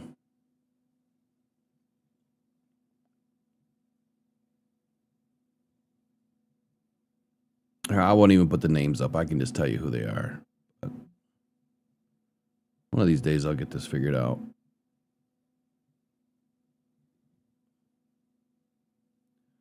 Okay, so there's our grades for our defensive line. Not great, right? Not great at all. Here's Pittsburgh.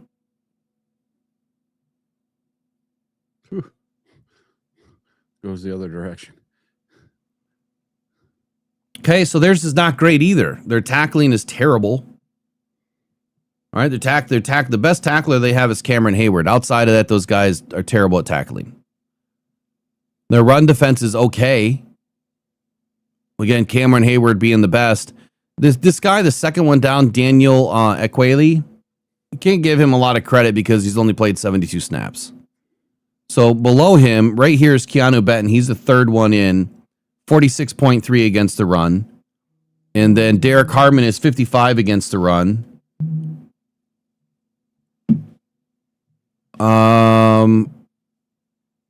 Broderick Martin, he's not playing. He only has 10 snaps on the year. Well, look at their pressures, man. 41, 6, 23, 16. Good amount of pressures. Good amount of sacks. Again, compare that to the Lions. Not great. Now we're better tacklers. We're better against the run. But as far as interior pressure, not great. Let's switch it to edge. We'll remove defensive line. Here's the Lions scores and grades. Again, this is PFF, so take it with a little bit of a grain of salt.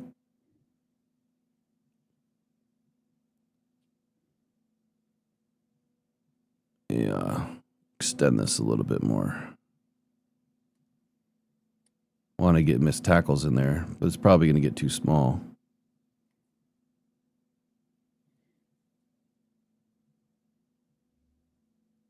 Yeah, it's kind of small. You guys probably can't even see that. Problem I have is on the far right of this box for the Lions is that missed tackle rate. Aiden Hutchinson's at the very top, 25% missed tackle rate. Third one down, Al-Qadim Muhammad, 26.7% missed tackle rate. Everybody else is 0%. Tyrus Wheat, no missed tackles. Trevor Nowaski, no missed tackles. Tyler Lacey, Marcus Davenport, Patrick O'Connor, no missed tackles. But our two heaviest hitters on the edge, this is just edge, have a lot of missed tackles. That's a problem for me. It should be a problem for Kelvin Shepard. Forget me. Steelers. Missed tackle rate. 20.8% for Nick Herbig, who might be out. Alex Highsmith, 12.5%. TJ Watt, who's going to be out, 15.4%. Their backup on the bottom, Sawyer, 7.1%. But if you look at all of their interior grades, though, or all the grades in here, pass rush is good, coverage is good, tackling is good. TJ Watt was the worst one in tackling for them, from a grade wise. Their run defense is solid. Switch it to defensive line. Their overall PFF grade for tackling is 47.2. Yeah, it's not great. No, really. You talk about the Steelers, right? Yeah, for the Steelers, and the Lions is 72.8. So even though Hutch is not tackling well, the rest of the team is doing very well. Is that grade that you gave, is that the overall team or overall defensive line? Overall team tackling grade on defense. I got you. Anyway, so I'm not going to go crazy with that because I really don't like PFF. But I know a lot of people do. And so that just kind of gives you a window of a, it gives you a little bit of a window look there at kind of what the other team is doing. So that's where I bounce back to the run game. I know you see a lot of air in this game. I do too. Mm-hmm. I see way more air than I feel like we're going to set up the run big time in this game. You have to. You have to bleed them.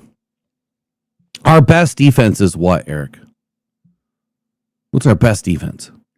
Keeping them off the field. Keep Aaron Rodgers on the damn bench. Yeah. Right? And I swear to God, if we see some stupid fourth quarter Hail Mary that the ball barely goes over the end zone or something stupid and it gets called a touchdown, I'm break everything. Just saying. Breaking it all down. Better not see it. I think if that happened at Ford Field this week, exactly what happened to us in the Rams game. Rush the field, man. I think you would have 65,000 people rushing the field and going after those refs. I mean, how are you going to stop it? What do you do? What would they do? There's not enough. There's not enough cops down in the lower bowl to stop anything like that. I mean, what do they do in that point? You just can't. You know what I mean? They have cops everywhere outside, but you can't stop 65,000 fans, and we're not asking for that. We don't want any of that to happen. Please don't. Don't be stupid. Don't be stupid with it. You can boo and yell and scream all you want, but do not rush the field. Yeah, you know. But that's just how we feel. Like it's been close, man. It's been close. Fans have been close to losing their heads. Especially Lions fans, we're getting at the end of our rope with this whole BS calls. I'm at the end of my rope. I don't know. I'd have to break something. That's what I just said. I'm gonna break it all down. Yeah. Because it gets old, man. It really does. I gotta kill this real quick so that we don't lose the PC. All right, so let's get into defense for a moment. Okay. Let's get into defense. Actually, let me continue with the Steelers, I guess. Let me go to their offense for just a moment here. Obviously, their identity is the quick game. Heavy personnel, the jumbo personnel that we talked about earlier. And with an aging Rodgers, the Steelers really rely on extreme efficiency. They can't rely on his feet, right? You can't rely on him extending the play. So it's quick releases, it's avoiding sacks, it's using the big bodies that they have with their tight ends to kind of control the game. So Rodgers with the old, the quick draw, Rodgers versus the Lions blitz. Well, remove that last word. Let's not blitz. I know it sounds counterproductive because the guy doesn't move well. So why wouldn't you blitz him? Well, the reason why is because ball's coming out. And if our coverage is not able to hang, which it has not proven that it can, well, then DK Metcalf is going downfield, or somebody else is going downfield for a lot of yards. So for me, it's Aaron Rodgers mitigating a declining offensive line, which I think their offensive line is good. Mitigating Aaron Rodgers' declining ability to control the offensive line with his legs. He gets the ball out fast. He's going to attack, the weapons that he has over the middle. 2.65 seconds. Rodgers gets the ball at the quickest time in the league. He's a blitz beater. So when he is blitzed, his release speeds up. I don't know if you saw this stat, 2.49 seconds. That is the biggest reason why I'm saying don't blitz this dude. It's just like Jaden Daniels presented that scenario to me last season where I said you don't blitz the RPO. This is kind of the same thing, but there's no RPO. It's just that Aaron Rodgers is going into short drops. It's 2 steps and gone. He's not hanging on to the football. The only time he's hanging on to the football is if there's good corner play out there. So what's the risk, right? If Rodgers struggles in this game when he's forced to hold on to the ball, well, then you can start to look at sending some guys in, but you should have a natural win somewhere. So if he's forced to hold on to the ball for up to 3 seconds, you better win. Aiden, AQM, Tyleek, somebody better win. When he is sacked at 26.1% of pressured dropbacks, it's the 4th highest in the league. So hold the ball a little bit, force him to hold the ball a little bit. For me, means you put more DBs in, you bracket guys, and when you do that, he's forced to either throw it to somebody that doesn't want to throw it to and making a mistake, or he's going to hold the ball and he's going to go down. You have the DK Metcalf factor. I don't think that anyone in their right mind is thinking that we have a corner right now that can hang with DK Metcalf. He's a monster. He's a yak monster. He's also a deep threat. He's a screen and slant weapon in this game, especially against our corners and safeties that have not proven that they can hang with anybody right now.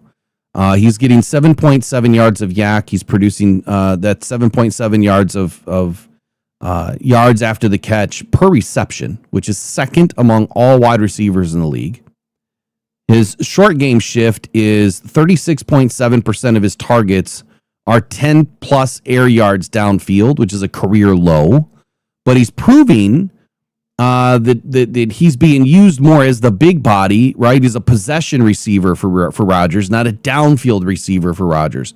So maybe the trade-off here, if they stick to what they've been doing, DK Metcalf is going to be targeted a little bit shorter in his routes, whereas previous seasons, especially out in Seattle, he was targeted downfield more often, going up and getting the ball, right? Contested catches. There's not much you can contest on DK Metcalf. So if 36.7% of the passes are under 10 yards, that is a benefit to the Lions, who've been giving up a ton of yardage.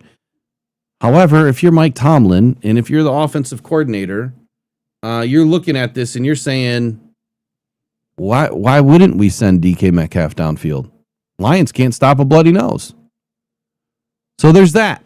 Heavy personnel in this game. Again, the insight would be that Pittsburgh wants to bully the lighter defensive fronts, and by putting in 3 tight ends, they can do just that. 14.9% usage. The Steelers are in 13 personnel. 1 running back, 3 tight ends. It's the 2nd highest rate in the league. Darnell Washington, massive tight end. He's averaging 8 yards after the catch. He's really punishing the smaller DBs who try to tackle him. So I don't know. Are you putting 2 guys on Washington? Or are you putting 2 guys on Metcalf? Metcalf. You know, either one of them are going to hurt you. Here's how the trade-off would be for me. Metcalf from 20 to 20, take him away. Bracket him. Washington inside the 20, bracket him. Taking him away. You have to switch. You have to switch it up, right? You have to switch it up. Target. Go ahead. If Washington's up on the line, you take a linebacker or a DB, whatever, and you have them jam them and try to keep them on that line as long as you can. Who? Disrupt that quick passing game. Jam who? Washington. Oh, yeah, it's tough, man. Don't let them just slip around you. Well, no, but, You know, I mean... Even if you got to put 2 dudes on him at the line, stop him from being the quick game. Put him in a gunner situation?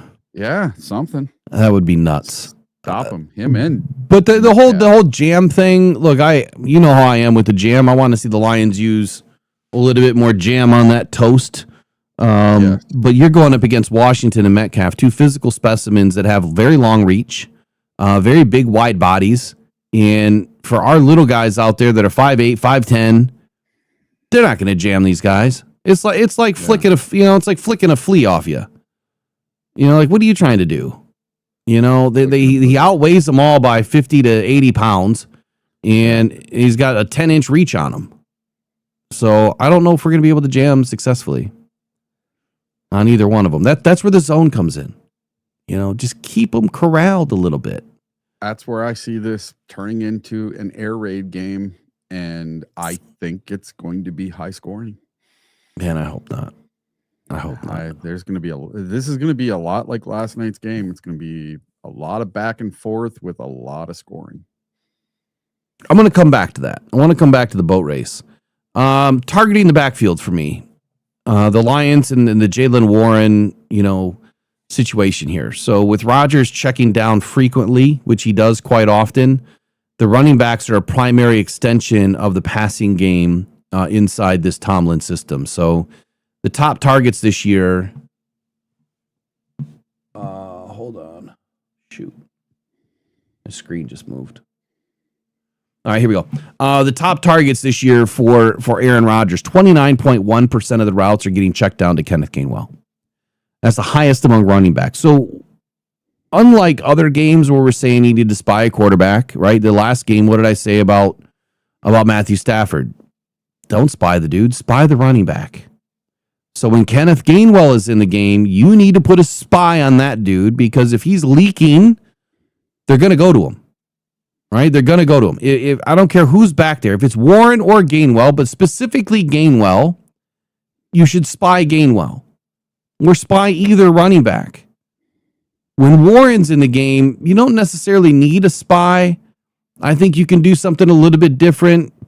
However, if you want to be consistent, you just spy the running back all game. Jack, you got the running back. Okay, depending on where the alignment is, whether they're heavy one side or the other, it could be Anzo's the spy. It could be Derek Barnes is the spy, as long as the defense is shifting over, right? And you're filling in the gaps.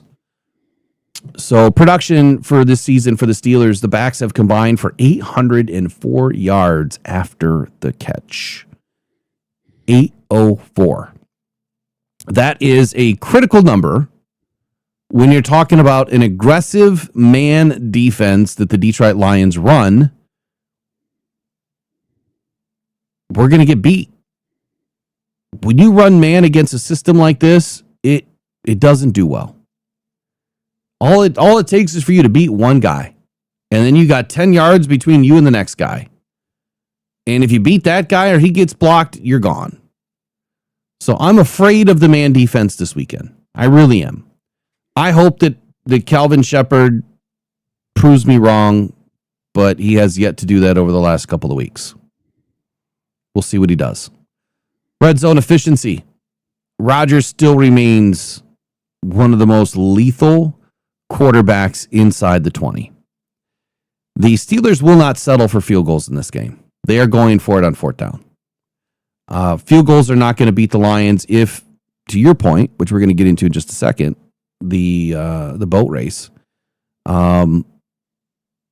The stats for the Steelers, 66.7% TD rate. Steelers ranked third in the NFL red zone touchdown percentage. Lions on the other side of that. If you take a look at the Lions defense, Lions scoring defense here, and opponent red zone scoring attempts per game. Opponent red zone scores per game. The Lions are all the way down at 24th. We're allowing 2.1 scores in the red zone per game. Last game against the Rams, 4. 4. So we doubled up our average on the season, or over the last 3, we've been allowing 2.3 touchdowns per game inside the red zone. So it's not great, right? It's not great. We need to figure out a way to manage this, which means you got to try to keep them out of the red zone. You got to do something to shut them down between the 20s. The precision by Rodgers is just insane. He's thrown 19 TDs to just 7 interceptions on the season. The last that I looked, I don't know if that's changed. He protects the ball when and where it matters. He would rather take a sack than to throw an interception because he knows that he can do something with it on the next play. Let's talk about the boat race for a minute before we go into defense. Mm-hmm. You think it's going to be a boat race? Yep. You think it's going to be a high-scoring, high-flying affair? Oh, yes. I guess paint paint the reason why. Just like last night, I think it's going to be very similar. Except for last night, you had two teams with pretty decent defenses. And listen, the Steelers, they don't have a great run defense. They don't have a great pass defense. Their defense is not that great overall. And the Lions, we know that we're giving up more explosive plays than anyone else in the league. And I just have a feeling that's the way it's going to go. I think that they know they can throw the ball on us. They can throw the ball on us deep if they want to. They can dink and dunk us if they want to. They can use their tight ends all day long. This is going to be a tight end nightmare, because just like the Rams had 4 tight ends that can kill you, the Steelers have 3 of them. And they're going to use all 3 of them and both of their wide receivers.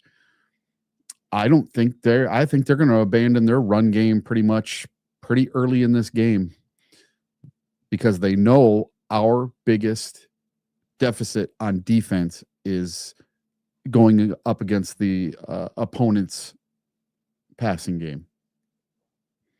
That's our weakest point is our DBs right now. They know that we're decimated with injuries in the back end.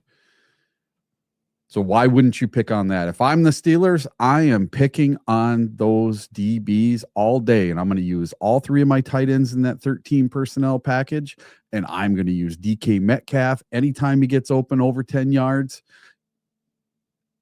and I'm going to sprinkle in just a little bit of run just to keep them honest. But other than that, okay. Aaron Rodgers has had our number forever. Mm-hmm. Well, until the last game we played him. Yes. But overall, let me see if I can find it here. So,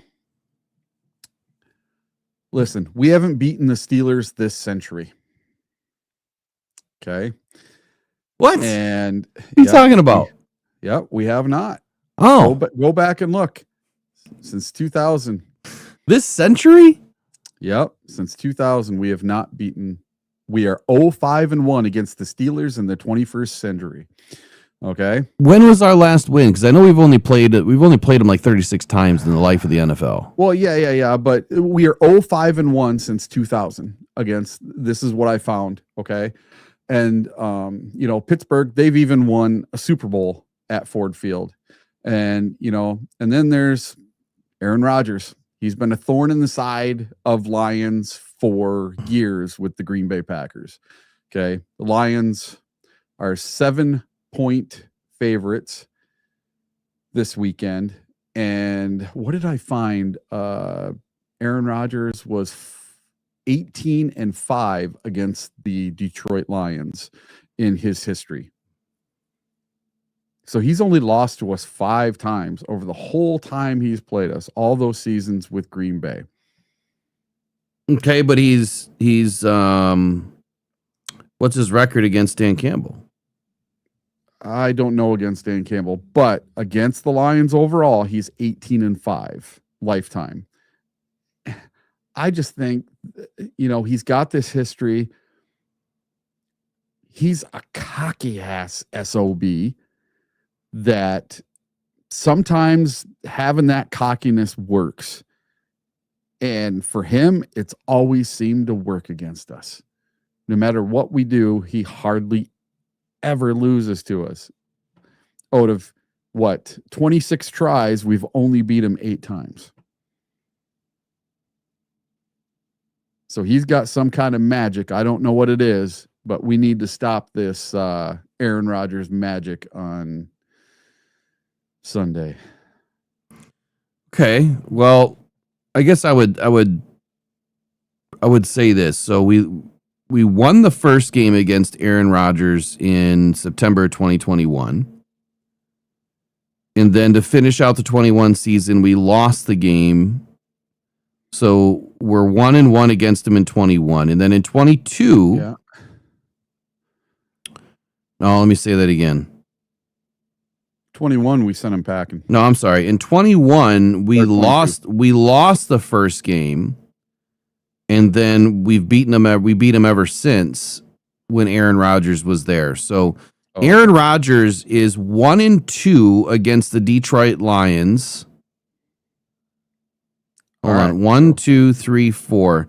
Aaron Rodgers is 1-3 against the Detroit Lions with Dan Campbell. He's 1-3. Right, so listen to this. Aaron Rodgers has a passer rating of 105.1 with 6,551 yards, 54 touchdowns, and 12 interceptions in 26 games against the Lions in his career. Rodgers is 18-8 lifetime versus the Lions. Now, do you believe in magic? Do you believe in magic? Could the old Rodgers magic come back to bite us in the ass one more time? It could. Be right back. Okay.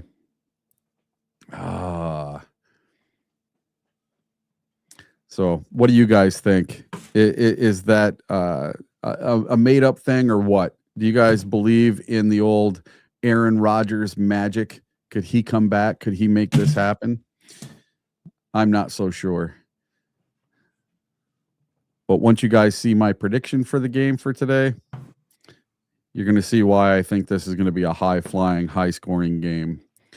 You know, this we have the highest high scoring, but you think it's going to be a high passing game. Yes, and Vegas agrees with me. What does Vegas say? And I'm going to tell you why, because Vegas, let me get back to it here.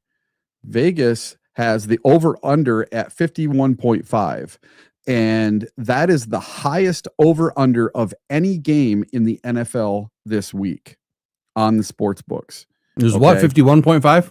51.5. So they think this is going to be a high-scoring game. This is predicted to be the highest-scoring game of the weekend. That's only 26 points per team. I know. But I listen, go look at the over-unders on the last 5 Lions games. They've went over on every single game. They've went over on almost every game this season except for the Eagles game and the first Packer game. No, we went over because we allow 44 points, whatever, to the Rams. Exactly. Yes, exactly.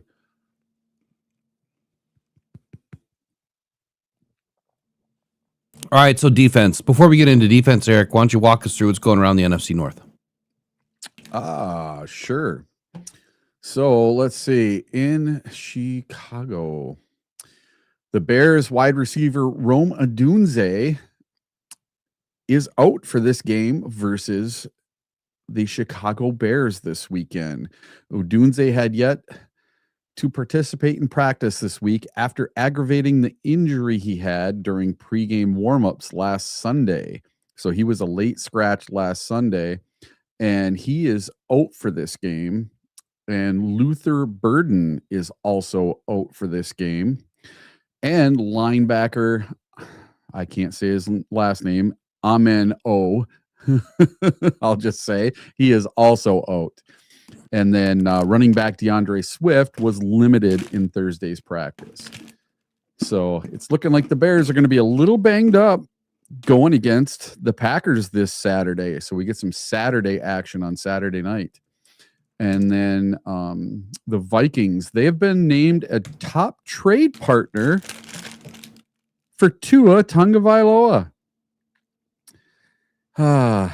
So essentially all healthy free agent QBs in the 2026 class profile as backups, even if some believe they are still starters and will want a chance to prove it in the preseason. There won't be a robust trade market either beyond the $230 million Arizona Cardinals Kyler Murray and potentially San Francisco's backup Mac Jones. However, a new development in Miami might add the name of Tua Tagovailoa to that list. And there is a lot of speculation that the Vikings may be interested. And then moving on to the Packers. So the Packers-Bears game this Saturday at 8 o'clock. The Packers, you think the Bears are beat up?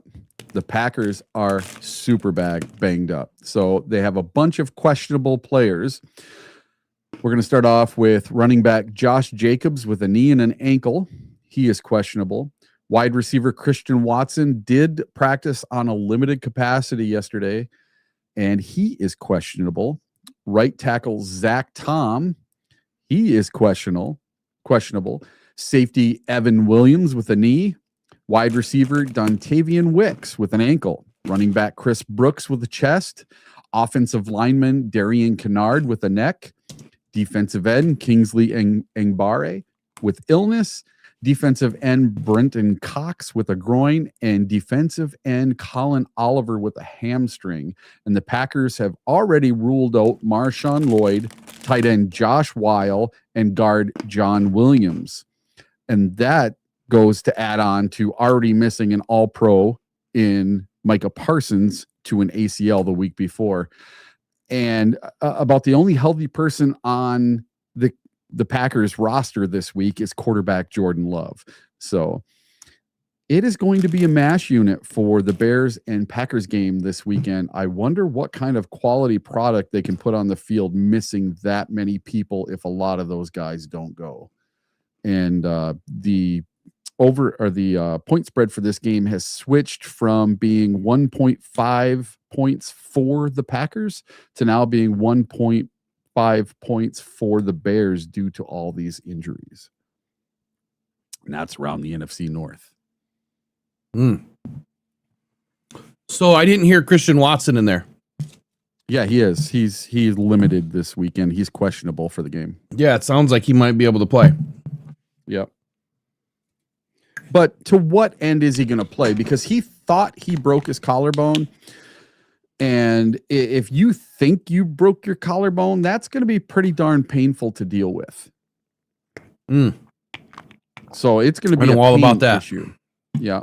Have you noticed? If you guys ever noticed? Just look at me. All right, look at this shoulder versus this shoulder. You can see just sitting how much higher the one is than the other. And guess which one was broke? This would be my right. This would be my left. Which one do you think was broke? Take a guess, Eric. Which one do you think? Right one. Yeah, it was my right. So my right one sits lower. That was going down on pavement at 70 miles an hour on a motorcycle. Uh-oh. Yeah. On Halloween 2005. Well, hey, Will, I'm going to have to get flying pretty soon. You want me to go through my 5 bold takes before I take off? Mm-hmm. All right. So my 5 bold takes for today. You guys ready for these? It's going to be pretty bold today. Sunday fun day for Waymo JMO. JMO has his best day of the year with 150 yards and 2 touchdowns. And in doing so, will hit 9 touchdowns on the season and will go over 1,000 yards on the season. And he will only need 1 more touchdown to join Amon-Ra St. Brown and Jahmyr Gibbs with 10 touchdowns on the season. Now, number 2, Jahmyr Gibbs totals 3 total touchdowns. And on his first touchdown, he will hand the ball to the ref because that TD will break Barry Sanders' record for the most touchdowns in a player's first 3 seasons. So he's going to do the Barry Sanders celebration. Number 3, Jack Campbell gets to Aaron Rodgers for 2 sacks. Right? Number 4, the defense scores a touchdown or a safety. And then number 5, probably my boldest take of the day. Aiden Hutchinson balls out. And he intercepts Aaron Rodgers, sacks him twice, and has 3 tackles for loss. All right, now my prediction for the game. My prediction for the game in this must-win game, the most must-win game in years in the regular season, and the first of 3 in a row that the Lions must win. The Lions win easily and cover the 7-point spread and score at will. Detroit Lions 47, and the Pittsburgh Steelers 35. So 45-37 is my prediction. And Goff is going to put up some monster numbers this weekend. And that's my 5 bold takes for today. Did you write those down on the sheet? Yep, they're at the bottom of the sheet. In the 5 bold takes part. Well, since you got to run, I guess I'll do my bold takes here in a little bit. Okay. I do have one that I want to give you though. Okay. And this is kind of a bonus one. And it was just for you Oh, okay. because you like Jack Sawyer so much. Yeah. So Jack Sawyer is expected to start the game. Or he's expected to get a lot of playing time. And he's pretty savvy football player. So I hate to say it. I really do. But Jack Sawyer is going to strip sack Jared Goff and score a touchdown. Ouch. That's the big play of the day for the Pittsburgh defense. But I'm still keeping the Steelers lower on the point total. Yep. I don't see it as big of a game for the Steelers as I do the Lions in one aspect, because it's do or die, and when the Lions have their backs against the wall, it seems like we come to play. Yep. Right. And you look at the Dallas game, for instance, we came to play. We allowed too many points, but we came to play in that game.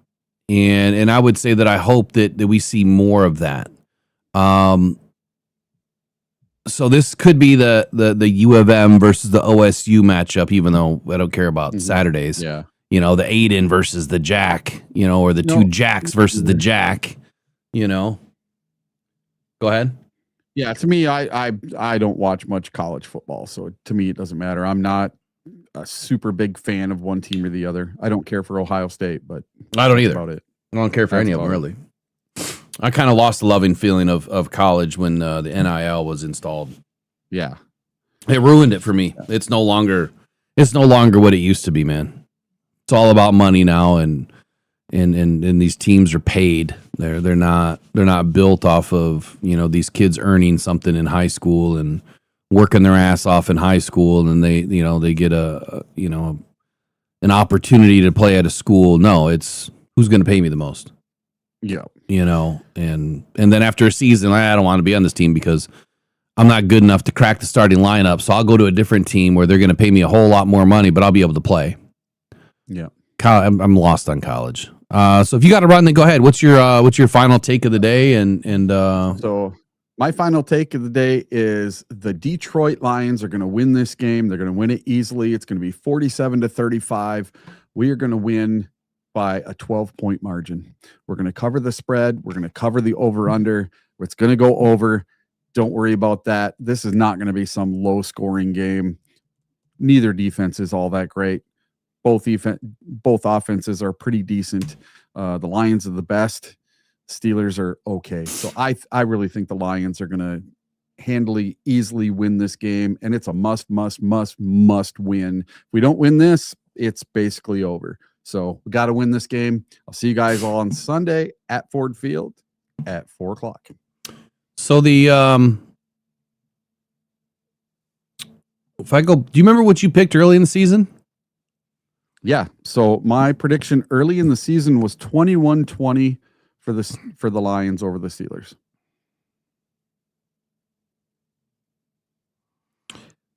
So I had the Lions winning with a 5-point margin. I didn't have any score prediction. I just put plus or minus margins on my season long predictor. But I had us winning this game. Let's hope it remains true. All right, man. We'll see you out at the field. All right. Take care. See you guys.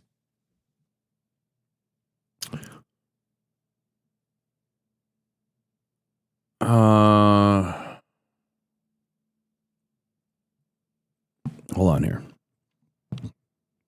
I'm trying to get into some of the chat. I didn't see a bunch of questions or statements coming through.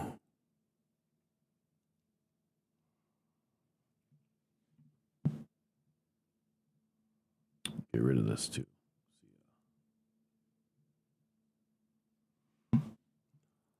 All right. So as far as the rest of my predictions, kind of walking through the game and what I see happening in the game. I'll do predictions last. But talking about the defense, we talked about the offense, what the Lions should be able to do, what the Pittsburgh Steelers have the ability to do. What is really going to be the X factors in this game? I think that there's a few. One, it's going to be the chip block battle.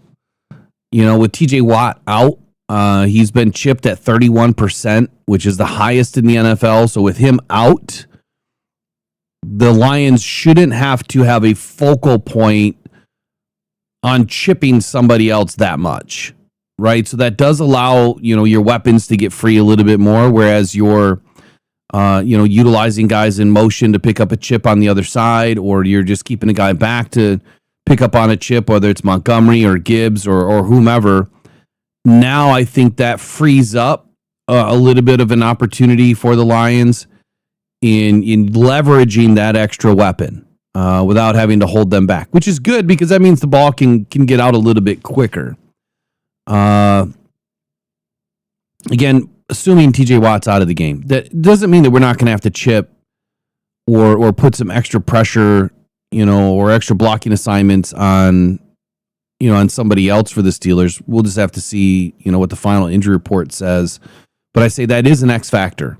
That the chip block battle could be won by the Lions to where they can commit more of their offensive weaponry to not having to do that as much. The second X factor to me, which has been a consistent X factor pretty much all season, is Jared Goff. He's going to have to play at a premium level again this weekend, but he has to stay clean. So really, it's more on the offensive line. The offensive line is the X factor. They're going up against one of the better interior defensive line groups in the league. I know that they haven't been ranked as high, but you look at the pressure that they bring. You look at the amount of sacks that they have from an interior defensive line perspective. That's amazing. Like if we were getting that sort of production from the interior, I think that we would feel a lot better about this defense. For whatever reason, the Lions and Casey Rogers and that defensive line have not figured out a way to get our defensive line in the backfield more often. So keeping Goff clean and giving him an opportunity to complete those 80% of his passes when he is clean. The third one for me, another X factor, would be Rodgers and the blitz, right? So the Lions blitz 33+% of the time, and you don't want to see that in this game because Rodgers is getting the ball out at 2.49 seconds against the blitz. So why blitz? If it does two things, it does this. When you blitz the guy and he does get the ball out quick, and it is a hurried throw, not hurry from a stat perspective, but a hurry meaning he has to throw the ball quicker. Sometimes that ball doesn't come out as clean, which means he could make a mistake, or it's just a bad throw, or he just throws it away. Like you see with Jared Goff, he'll just dirt the ball. So blitzing does kind of help install a little bit more of opportunity, but I also feel that opportunity is equal, if not more, for the Steelers offense. I don't want to see the Lions blitzing a bunch. If we're blitzing a bunch, we're in trouble. But my prediction is, with that, at least, that if the Lions do blitz, Rodgers is going to hit Metcalf on a 15-yard slant that is probably going to go to the house. So pay attention to that in the game. Let me make sure I get that wrote down.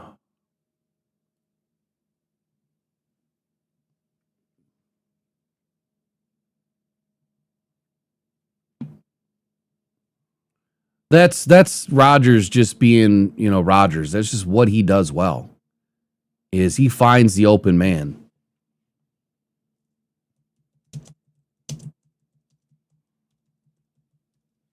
So what my bonus was Jack Sawyer, strip sack, TD. Second bonus is going to be Rodgers' 15-yard slant to the house with DK Metcalf when the Lions blitz. I don't want to see either of those happen. I really don't. But that's why they're a bold take. I also have it rooted in a little bit of reality that these types of things happen, and they can happen to the Lions. Quite simply because, come on, get off of there. Because we have been allowing, things like this all season to happen, the stupid plays that shouldn't be happening. And Calvin Shepard he just has to he has to dial up a smart game plan. He really does. All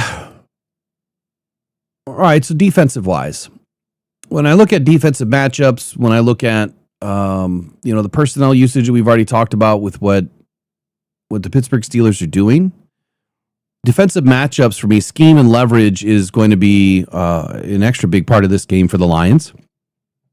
The Lions' scheme identity is man heavy. Detroit plays man coverage at the highest rate in the league, over 45% of the time. It is a gamble in this game. They trust their corners to win one-on-ones, but our corners have been failing to win one-on-ones since week 8 or week 9. They have not played well. Last week, DJ Reed was spending more time picking himself up off the turf than he was batting balls to the turf. That has to switch this weekend. There's a huge perceived weakness when you run man against Aaron Rodgers, and that is the deep shots. When in man, the Lions allow 10.5 yards per attempt. It is a league high. Calvin Shepard cannot be running man against the Steelers. The blitz vulnerability, when we do blitz at 33.5% of the time, which is the 7th highest in the league, Rodgers is statistically the best quarterback in the league beating the blitz. Don't run man. Don't run man. And if you do it, you better do it mixed with other coverage. Number 2, for the Steelers defense, they do a zone match. They have zone match problems and tackling issues. Their scheme identity is zone heavy, bend but don't break. They play zone coverage at a high rate, about the 6th lowest man rate, so flip it. They protect what is really a revamped secondary this season. Their biggest problem is tackling. The Steelers' missed tackle rate is about 14% of all opportunities, which is the 5th highest in the league.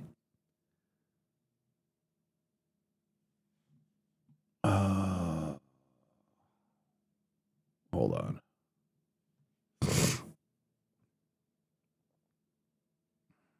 Inside linebacker Patrick Queen has 17 missed tackles on the season, which is 2nd most in the NFL, and that is a catastrophic mismatch to me with Jahmyr Gibbs. So get Gibbs out in space, get Gibbs out in the slot, line him up against Patrick Queen. If you can isolate those two, the play that we saw a couple weeks ago with Gibbs on the sideline shaking Deron Bland, out of his shoes, out of his cleats. Yeah, you'll be able to put Patrick Queen on skates this weekend if you can get him and Gibbs isolated. And that, to me, is a big matchup nightmare between the Lions and the Steelers. And then you have the safety experiment, not only our own experiment in Detroit, but you also have Jalen Ramsey for the Steelers, who has moved back to safety.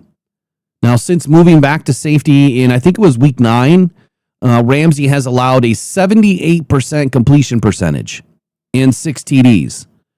Detroit should target him and target him often, right? We don't have Sam Laporta anymore. We don't have Brock Wright anymore to kind of leak out and find, some space somewhere to make a big play, but we do have Jameson Williams. And if you can isolate Jameson Williams over top of Jalen Ramsey, what used to be a matchup nightmare for just about any receiver in the league is no longer Jalen Ramsey. He is not the Jalen Ramsey that he used to be. In playing safety has not turned out to be a great experiment for the Steelers.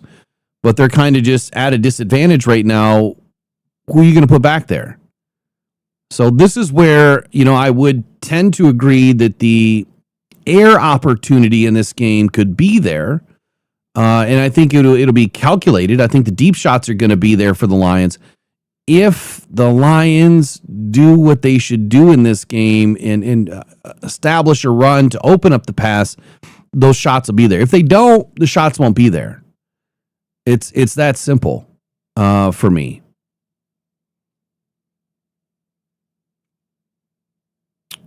Key player against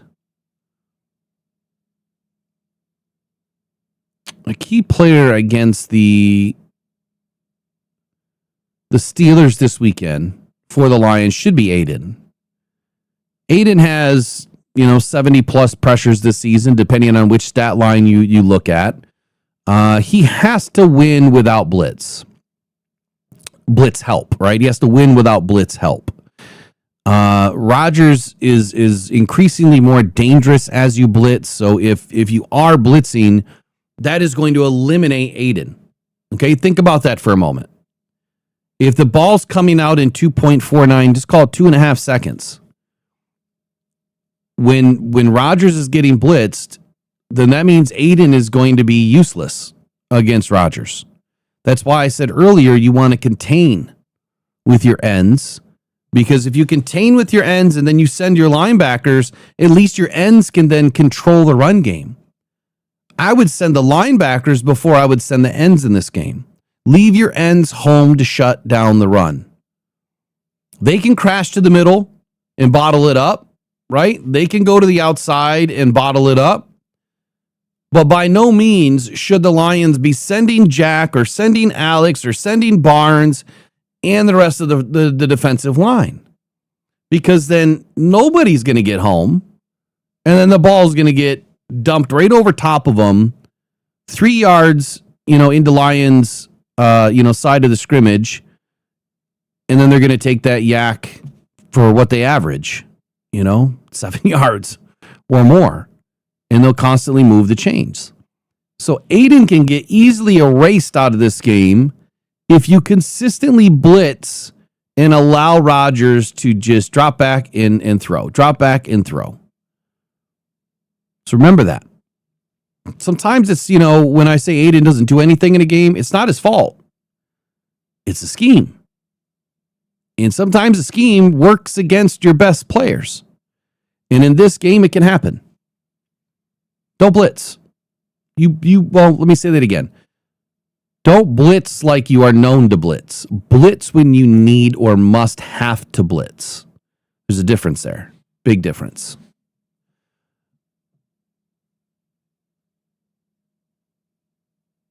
Okay, we have the game within the game. We talked about some of that, the X factors. Let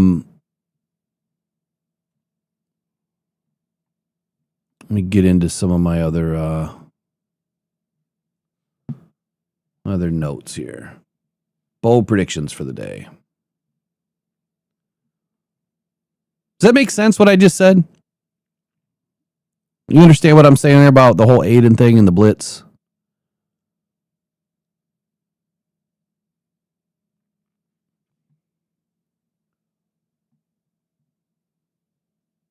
All right, we got bold predictions today that are also going to be rooted in realism. Okay, I always do that. Look, I think the Lions should win this game. They have to win this game. Matchup wise, they should win the game. I think our biggest problem is no tight ends. That is our biggest problem. Dan Skipper's not a tight end. Dan Skipper is a matchup problem for the Lions, and not in a good way. I don't know why they haven't tried to find anybody else that could play. I mean, hell, teams took the Giants took Warren, what's his name? Or Darren Waller, right, out of retirement. Right? Why aren't the Lions trying to reach out to anybody that can still play the game and find us a tight end? They can actually play. They can actually do some damage. And as I promised earlier, I would say something about Travis Kelce. Look, I expected Travis Kelce to retire this year. I expected it. If you go back to the beginning of the year, I said when the Chiefs don't make the Super Bowl, he's done. Like it's it. It's over. So you can kiss what's her nuts goodbye, out of the league, and that whole relationship.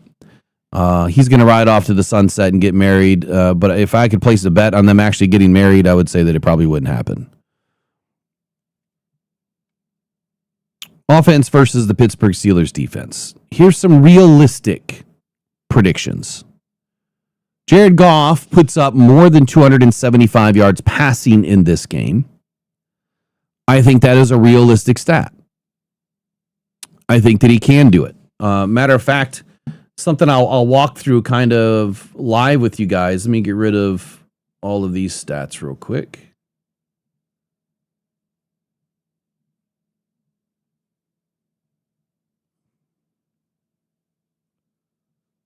Pull this one down.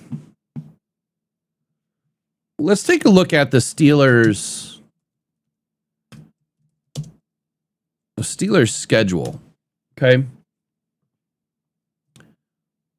Probably should have done this when I had Eric on so that he could have been looking up something while I'm looking up something at the same time.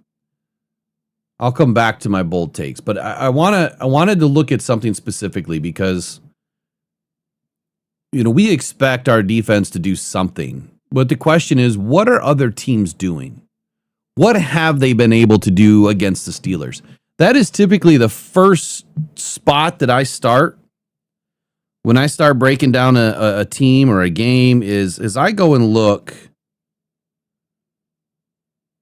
at what the other teams have been able to do. Let's start with week 1 for the Jets. Jets damn near beat them. They lost 32-34. But who are the biggest winners on defense that day for the Jets? Where did the Steelers have the biggest problem? And if you go back and look at that game, it was the interior. Right? Quinnen Williams had a sack. Quincy Williams had a sack. And Will McDonald had 2 sacks. Man, Aaron Glenn got my guy, Will McDonald. Will McDonald is who I expected the Lions to potentially draft. And they didn't. That would have been such a huge presence for the Lions. Obviously, he was taken way early in the first round, pick 15th overall in 2023. But Will McDonald is a special athlete. When I was looking at him and doing my evaluation, that dude just lit it up for me. I was so surprised to see him go that high, but at the same time, I was not that surprised because everyone else had him, I think, in the 3rd round, maybe the 2nd round. I had him in the 1st round into the early 2nd round. He's a special athlete, and he's only going to get better. But the interior for the Jets were able to cause some problems against the Steelers' offensive line. Okay, and then the Seahawks. The Seahawks wiped the floor with them. They win 31-17. Where did the Seahawks have their biggest impact on the game? Well, Dron Reed and Byron Murphy both had a sack. Leonard Williams had a sack, or a combined sack. So you have 3 sacks in the game, or 2 sacks in the game from the interior. That's 2 games in a row, the interior. Somehow the Steelers beat the Patriots. I still don't know how they pulled that one off. I don't remember that game fully. But when you take a look at the Patriots and you wonder, okay, well, what were they able to do against the Steelers? Well, they didn't do a whole lot. They had kind of a terrible game.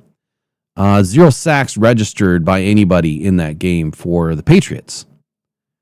Okay, so then you get into what should be, week 5 against the Vikings. Now, thankfully, the Steelers beat the Vikings. But we need to take a look at what the Vikings were able to do. We know that they mix up a ton of different defensive coverages. They're sending guys from everywhere. And they produced 2 sacks. None of it came from the interior, which they don't get a ton from the interior. But Jalen Redmond, who Dan Campbell loves, by the way, has been an absolute monster as an interior defensive tackle. He had 2 sacks in that game. So there's 3 out of 5 games that the majority of all the sacks came from the interior. All right, let's get into the next one. I don't know what's going on with Redmond. I don't know if he's re-signed or what, but he's on my mind as far as if he becomes available. I wouldn't be surprised if he ends up in Detroit at some point. The Steelers beat the Browns, which is a bit surprising to me, but what happened? What were the Browns able to do? Defensively, they didn't do much. Not sure how, but they didn't do much. I don't see any sacks registered in this game. All right, let's move on to the next game. So the Bengals take down the Steelers. Same exercise. Where did they get their pressure? Well, Keanu Benton. No, that's Steelers. Hold on. Bengals. Nothing. No sacks from the interior. They pulled off a couple of interceptions. Both DJ Turner and Jordan Battle were able to pull down interceptions, but nothing from the interior. Nothing from the exterior. All right, for the Packers and the Steelers. Packers interior. Rashawn Gary, who plays more off the edge, he had 2 sacks in that game. Micah Parsons had a sack, so they had success on the outside.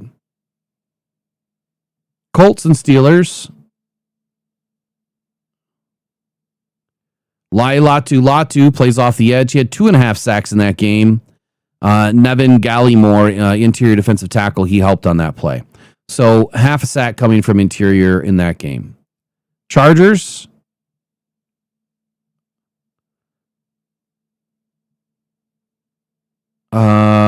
Everything coming from the linebackers in that game. So it looks like 3 sacks coming from the linebackers in that game. Bengals again, second time around. Well, look at that. There's Miles Murphy with a sack. Not sure where he was lined up on the play, but I know he does commit inside quite a bit. So it's kind of sticking with my theme a little bit here, which goes in with one of my bold takes of the day. Let's take a quick peek at the Bears and the Steelers. 2 sacks from Montez Sweat. He lines up on the outside. Not sure where he was lined up on those plays. Bills and the Steelers. Joey Bosa, so outside. Could have been on the inside, but outside.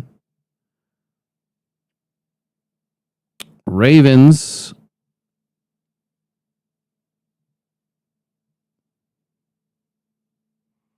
Ravens didn't do squat in that game. Dolphins got spanked. And even though they got spanked, Zach Sealer, who would have been a great free agent pickup at some point for the Lions last year, would have been great. Zeke Biggers, both had sacks in that game, and Jordan Brooks. So they sent a DB in as well. So some more interior defensive line action coming in that game. Now you got the Lions up next. So a lot of interior opportunity for the Lions in this game, which, again, a realistic prediction. If the Lions are going to bring a challenging amount of pressure against Rodgers naturally, which is what I'm expecting, I think we're going to have some sacks from the interior more than the exterior. And the reason would be if the Lions do what I'm hoping they do, which is set the edge, right? Let's not get after Rodgers through the exterior. Let's get at him through the middle of the defense.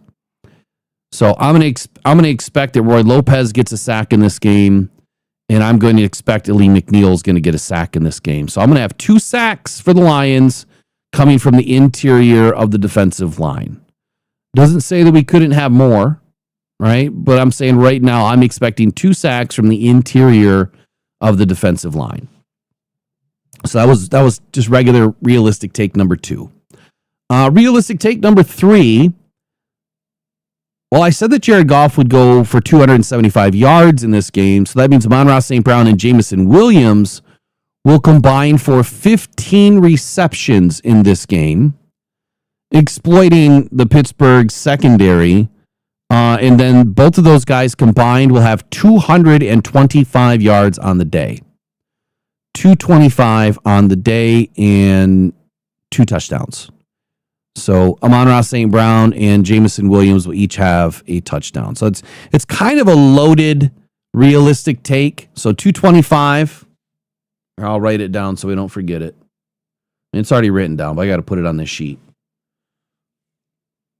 225 for JMO and Brown. 1 TD each. And combined 15 plus receptions.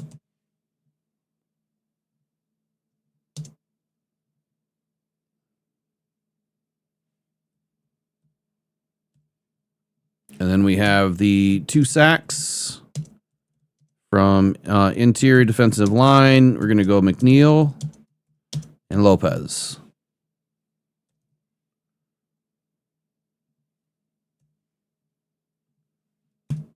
And then, of course, the Jared Goff plus 275 passing.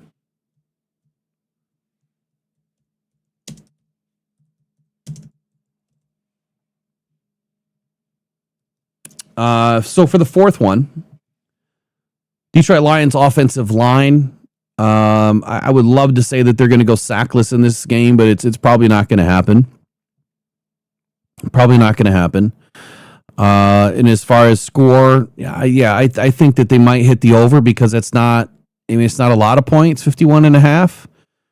Like I said, it's about 26 per team. It's not a ton. I'm hoping that the Lions have more than the opponent in this game. We'll see what happens. But Jahmyr Gibbs, realistic stat in this game. I think that Jahmyr Gibbs will have 5 receptions in the slot or from the slot.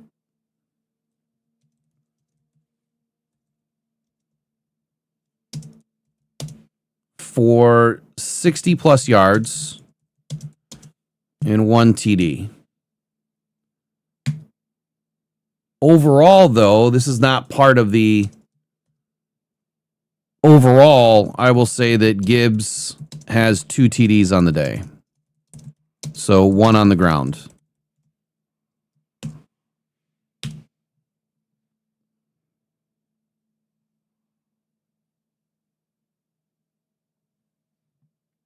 So that means that the passing for Jared Goff is plus 275.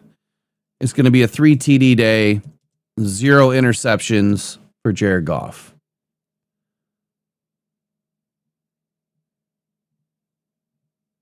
And the 5th and final realistic prediction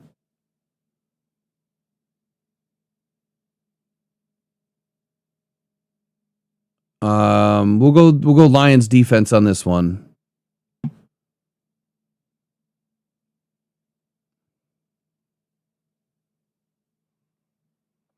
Lions defense will stun the Steelers with allowing less than 70 yards combined, all running backs on the day. So those are my 5 realistic takes. Now, if I'm going to give you a crazy, wild, bold take, it will be that Jared Goff puts up 350 in this game. Right? That would be a huge, bold take. It would be that the Lions could potentially score north of 40 points in this game. I just don't think they're going to need to. I think they're going to bleed them out on the ground. A big, bold take would be that, maybe Aiden Hutchinson finally does go off. So just like I gave Jack Sawyer the strip sack, right? The strip sack touchdown. I'm going to do the same. For Al-Qadim Muhammad. I'm going to give him a strip sack TD. Those would be my bold takes for the day. So those are the bonus bold takes. Al-Qadim Muhammad strip sack TD. Rodgers 15-yard slant to the house with DK Metcalf when the Lions blitz. And then Jack Sawyer strip sack TD. Those are my bonus bold takes. And then you've got the 5 realistic takes. So that's it. Any questions for the rest of the day here? Anything you guys want to talk about? Yeah, Lauren McQuaig, I don't get it, man. I don't know why we haven't gone out to find a tight end. It just doesn't make much sense to me. We need to do something, especially if we're going to try to compete, into the playoffs. You need to have guys that can block. You need to have guys that can, because you're kind of limited, right? You have receivers, you have running backs, you don't have any tight ends. We have tight ends, but come on. Like, are they even going to get a target? So you have to do something. And you can't trade. You can only poach. I don't know what they're going to do. I'll give you guys a couple of insights for the rest of the day here. I think someone just tried to call in. I haven't seen Raw in here all day, so I don't know if he's tried to call in or not.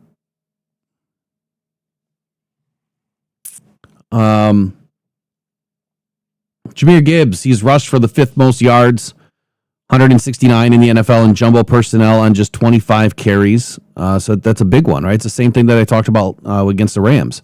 It's the 15th most in the league. Gibbs 6.8 yards per carry out of jumbo. It trails only Trayvon Henderson's 9.3 among all running backs with at least 15 carries. And where that changes is when we run jumbo out of shotgun. Let me turn on the phone line just in case someone wants to call in. I'll leave it open for the next few minutes. I forgot to turn them on.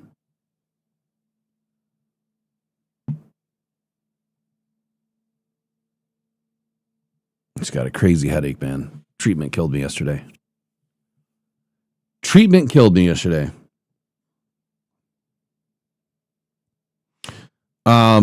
Whatever. I mean, John Desage, at some point, I'm just going to start deleting your messages, dude, because I could pick anybody. I could pick Tyreek Williams. Does that mean I'm a Hutch hater? I could pick Jack Campbell. Does that mean I'm a Hutch hater? You know what I'm saying? I could pick anyone. It doesn't, whatever you need to fit your narrative. Whatever you need to fit your narrative. I think I was pretty definitive in my answer earlier, or my take earlier, when I said that well, I'm not mad, but your statement's kind of bullshit, right? It's bullshit. So I think I was pretty clear earlier when I said when Aiden doesn't do anything in this game, you have to look at what the Lions are doing. If they're blitzing a ton, that removes Aiden out of the game because the ball's coming out too fast.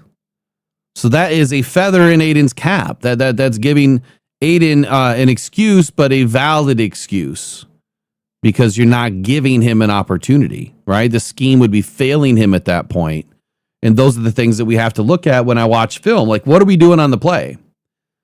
Are we trying to get after Aaron Rodgers or other quarterback? And is that in turn not giving the Lions enough time?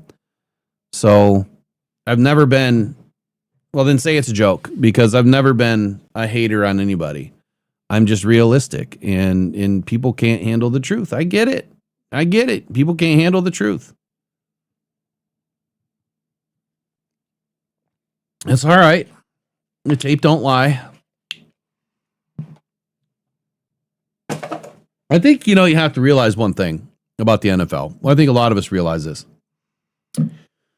And I'm not the one that even said this. This came from an ESPN desk. ESPN a while ago said that the teams are propping up their number one players. And PFF has largely been doing that. Even though their players have not played well, when you take them at number 2 overall and then you pay them a bunch of money, and their stats don't coincide with what their draft slot was or what they're getting paid, why are they coming up with all these little stats that don't matter? That they do that to drive the narrative. They drive the narrative to do what? Sell you jerseys, right? Sell you game tickets, which I don't think they have a problem selling tickets, but they're selling you fantasy football. They're selling you prop bets. That's what they're doing. It's every business is about sales. And so for an NFL team, you don't want that team to be looked at like they failed in doing something. So how do you create that narrative or not allow that narrative to be created? You come up with alternative stats. Right? It's like, what do they call it? Whataboutism. Well, what about this? He didn't have any sacks. What about this? He had 5 quarterback hits in the fourth quarter after the ball was released. No defensive end's ever done that. Okay. There's a reason why no defensive end's ever done that. Because no one's ever cared. No one's ever tracked it. You know what I'm saying? Like, it's, let me take your eyes off the main thing and let's put it on something else that's meaningless, is what they do. That's what great marketing teams will do. That's what they're all about. I just get sick and tired of people saying, like, you're a Hutch hater. No, I'm just realistic. I've been talking about Hutch all day, other than giving him some credit.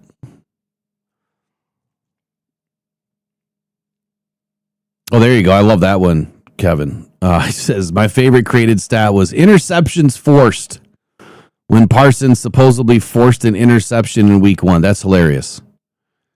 Yeah, how do you force an interception?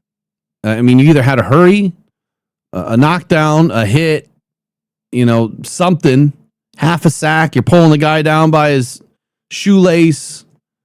That created an opportunity. Steelers Wire says that the Week 16 matchup with the Detroit Lions is going to be a tough road game. The dual threat running back potential could be huge here against the Steelers. That's what they're talking about, but also for themselves. Kenneth Gainwell has been producing over 100 total yards in each game, averaging 88 yards from scrimmage over the past 5 games, including 3 contests where he's gone over 100 yards. So Gainwell could very well eclipse the century mark on Sunday, and that's why I'm saying, you got to hold him to 70 or less. Matter of fact, you got to hold all of them under 70.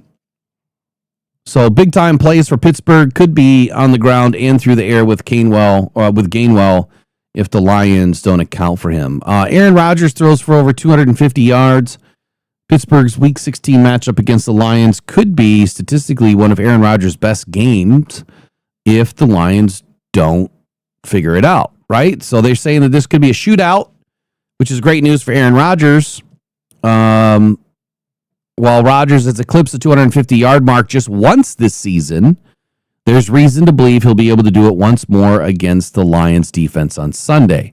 So kind of going back to what I was saying, I could see a high-scoring game only if it's on the Lions side. Rodgers hasn't thrown the football but 250 yards once this year.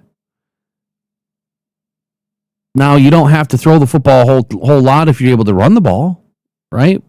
Lions are not allowing, big yards on the ground, or haven't been up until the last game or the last couple of games post-bye, and I'm hoping that gets fixed this week. There's no reason why we should have a lot of yards on the ground against this defensive line. There's no reason at all. And if we are, it's scheme. Some insiders speculated that Watt could return from his lung surgery. It's doubtful. So that's really all the Steelers Wire had to say. They see it's going to be a tough matchup. I think that's it. I don't know why the phone didn't ring, Heather. I see that you just called. I don't know why it didn't ring. I certainly didn't hear it. Send it into the chat. Tell us what you think about the game. Leave us a comment.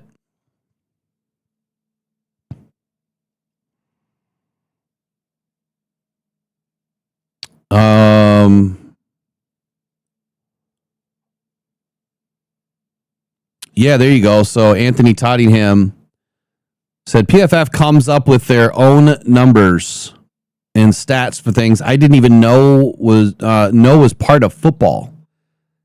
And K-Biz says, yeah, Will did a show about all that stuff about a month or so ago. If you check it out, PFF is a 99% hack material. Let me I can't have that in there, buddy. Here's what I'll add to that to add some credibility for that show that I did on it. What was the number again? 600 employees by PFF. And they will hire anyone that is 18 or older, that has never played football, never coached football, and they literally watch the game from TV, not all 22, and they give their grades. So you got some 18-year-olds, just like Tottenham said, probably taking care of their cataracts, right? Having a few wobbly pops, and they're writing these stats down. Out of those 600 employees, only, I think we came to the number that it was only 3 are allowed to give a final grade. How can you have final grades done in 24 hours on 16 games? Which is, how many hours was that again? That was 330, we'll just call it, I don't know, 50, 60 hours worth of games, whatever the number is. How is that possible? Right? How is it possible? All right, so even if you're going to watch the condensed version, that's still 16 hours of game film. You divide it up over 3 people. They're still responsible for, 5.5, 6 hours of game film.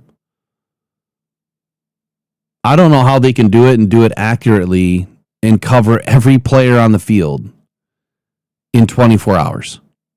It doesn't make any sense.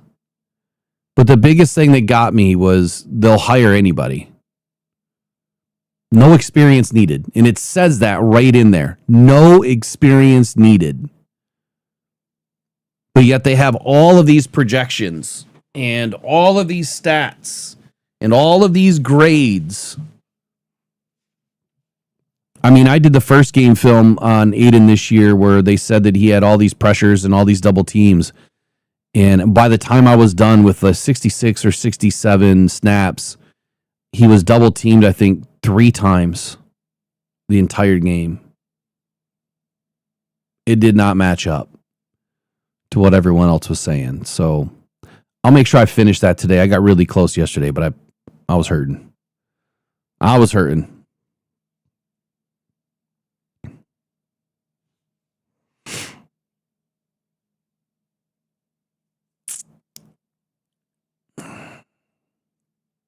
All right, I'm out of here. It's 11 o'clock. I'll see you guys probably throughout the weekend. I know I got some things to do, but I'll be at the game. So if I do post game, it'll be way late. Way late because it's an afternoon game. So I probably won't be getting back until 11 o'clock, maybe 11:30. And if I figure out a way to do it from my truck or something, if I'm stuck in the garage, maybe I'll just try to do it from there if I got good signal. I'll bring stuff with me this time. So if I can make it happen, great. Otherwise, I'll do it when I get back. I'll put up 2 different, there'll be 2 different thumbnails for it. Okay, one will be the first edition. The second edition will be the actual edition. So if the first one doesn't go off very well, which, signal could be bad, then I'll follow it up when I get home. But we'll at least try. So, all right, y'all have a wonderful rest of your Friday. Be safe out there. The roads are nasty here in Michigan. Just please be responsible on the roads, man. Take care of yourself. Take care of others. And you guys have a wonderful day. All right, take care. Go and probably go Detroit Lions. Let's get a win, man. It's do or die. Let's go.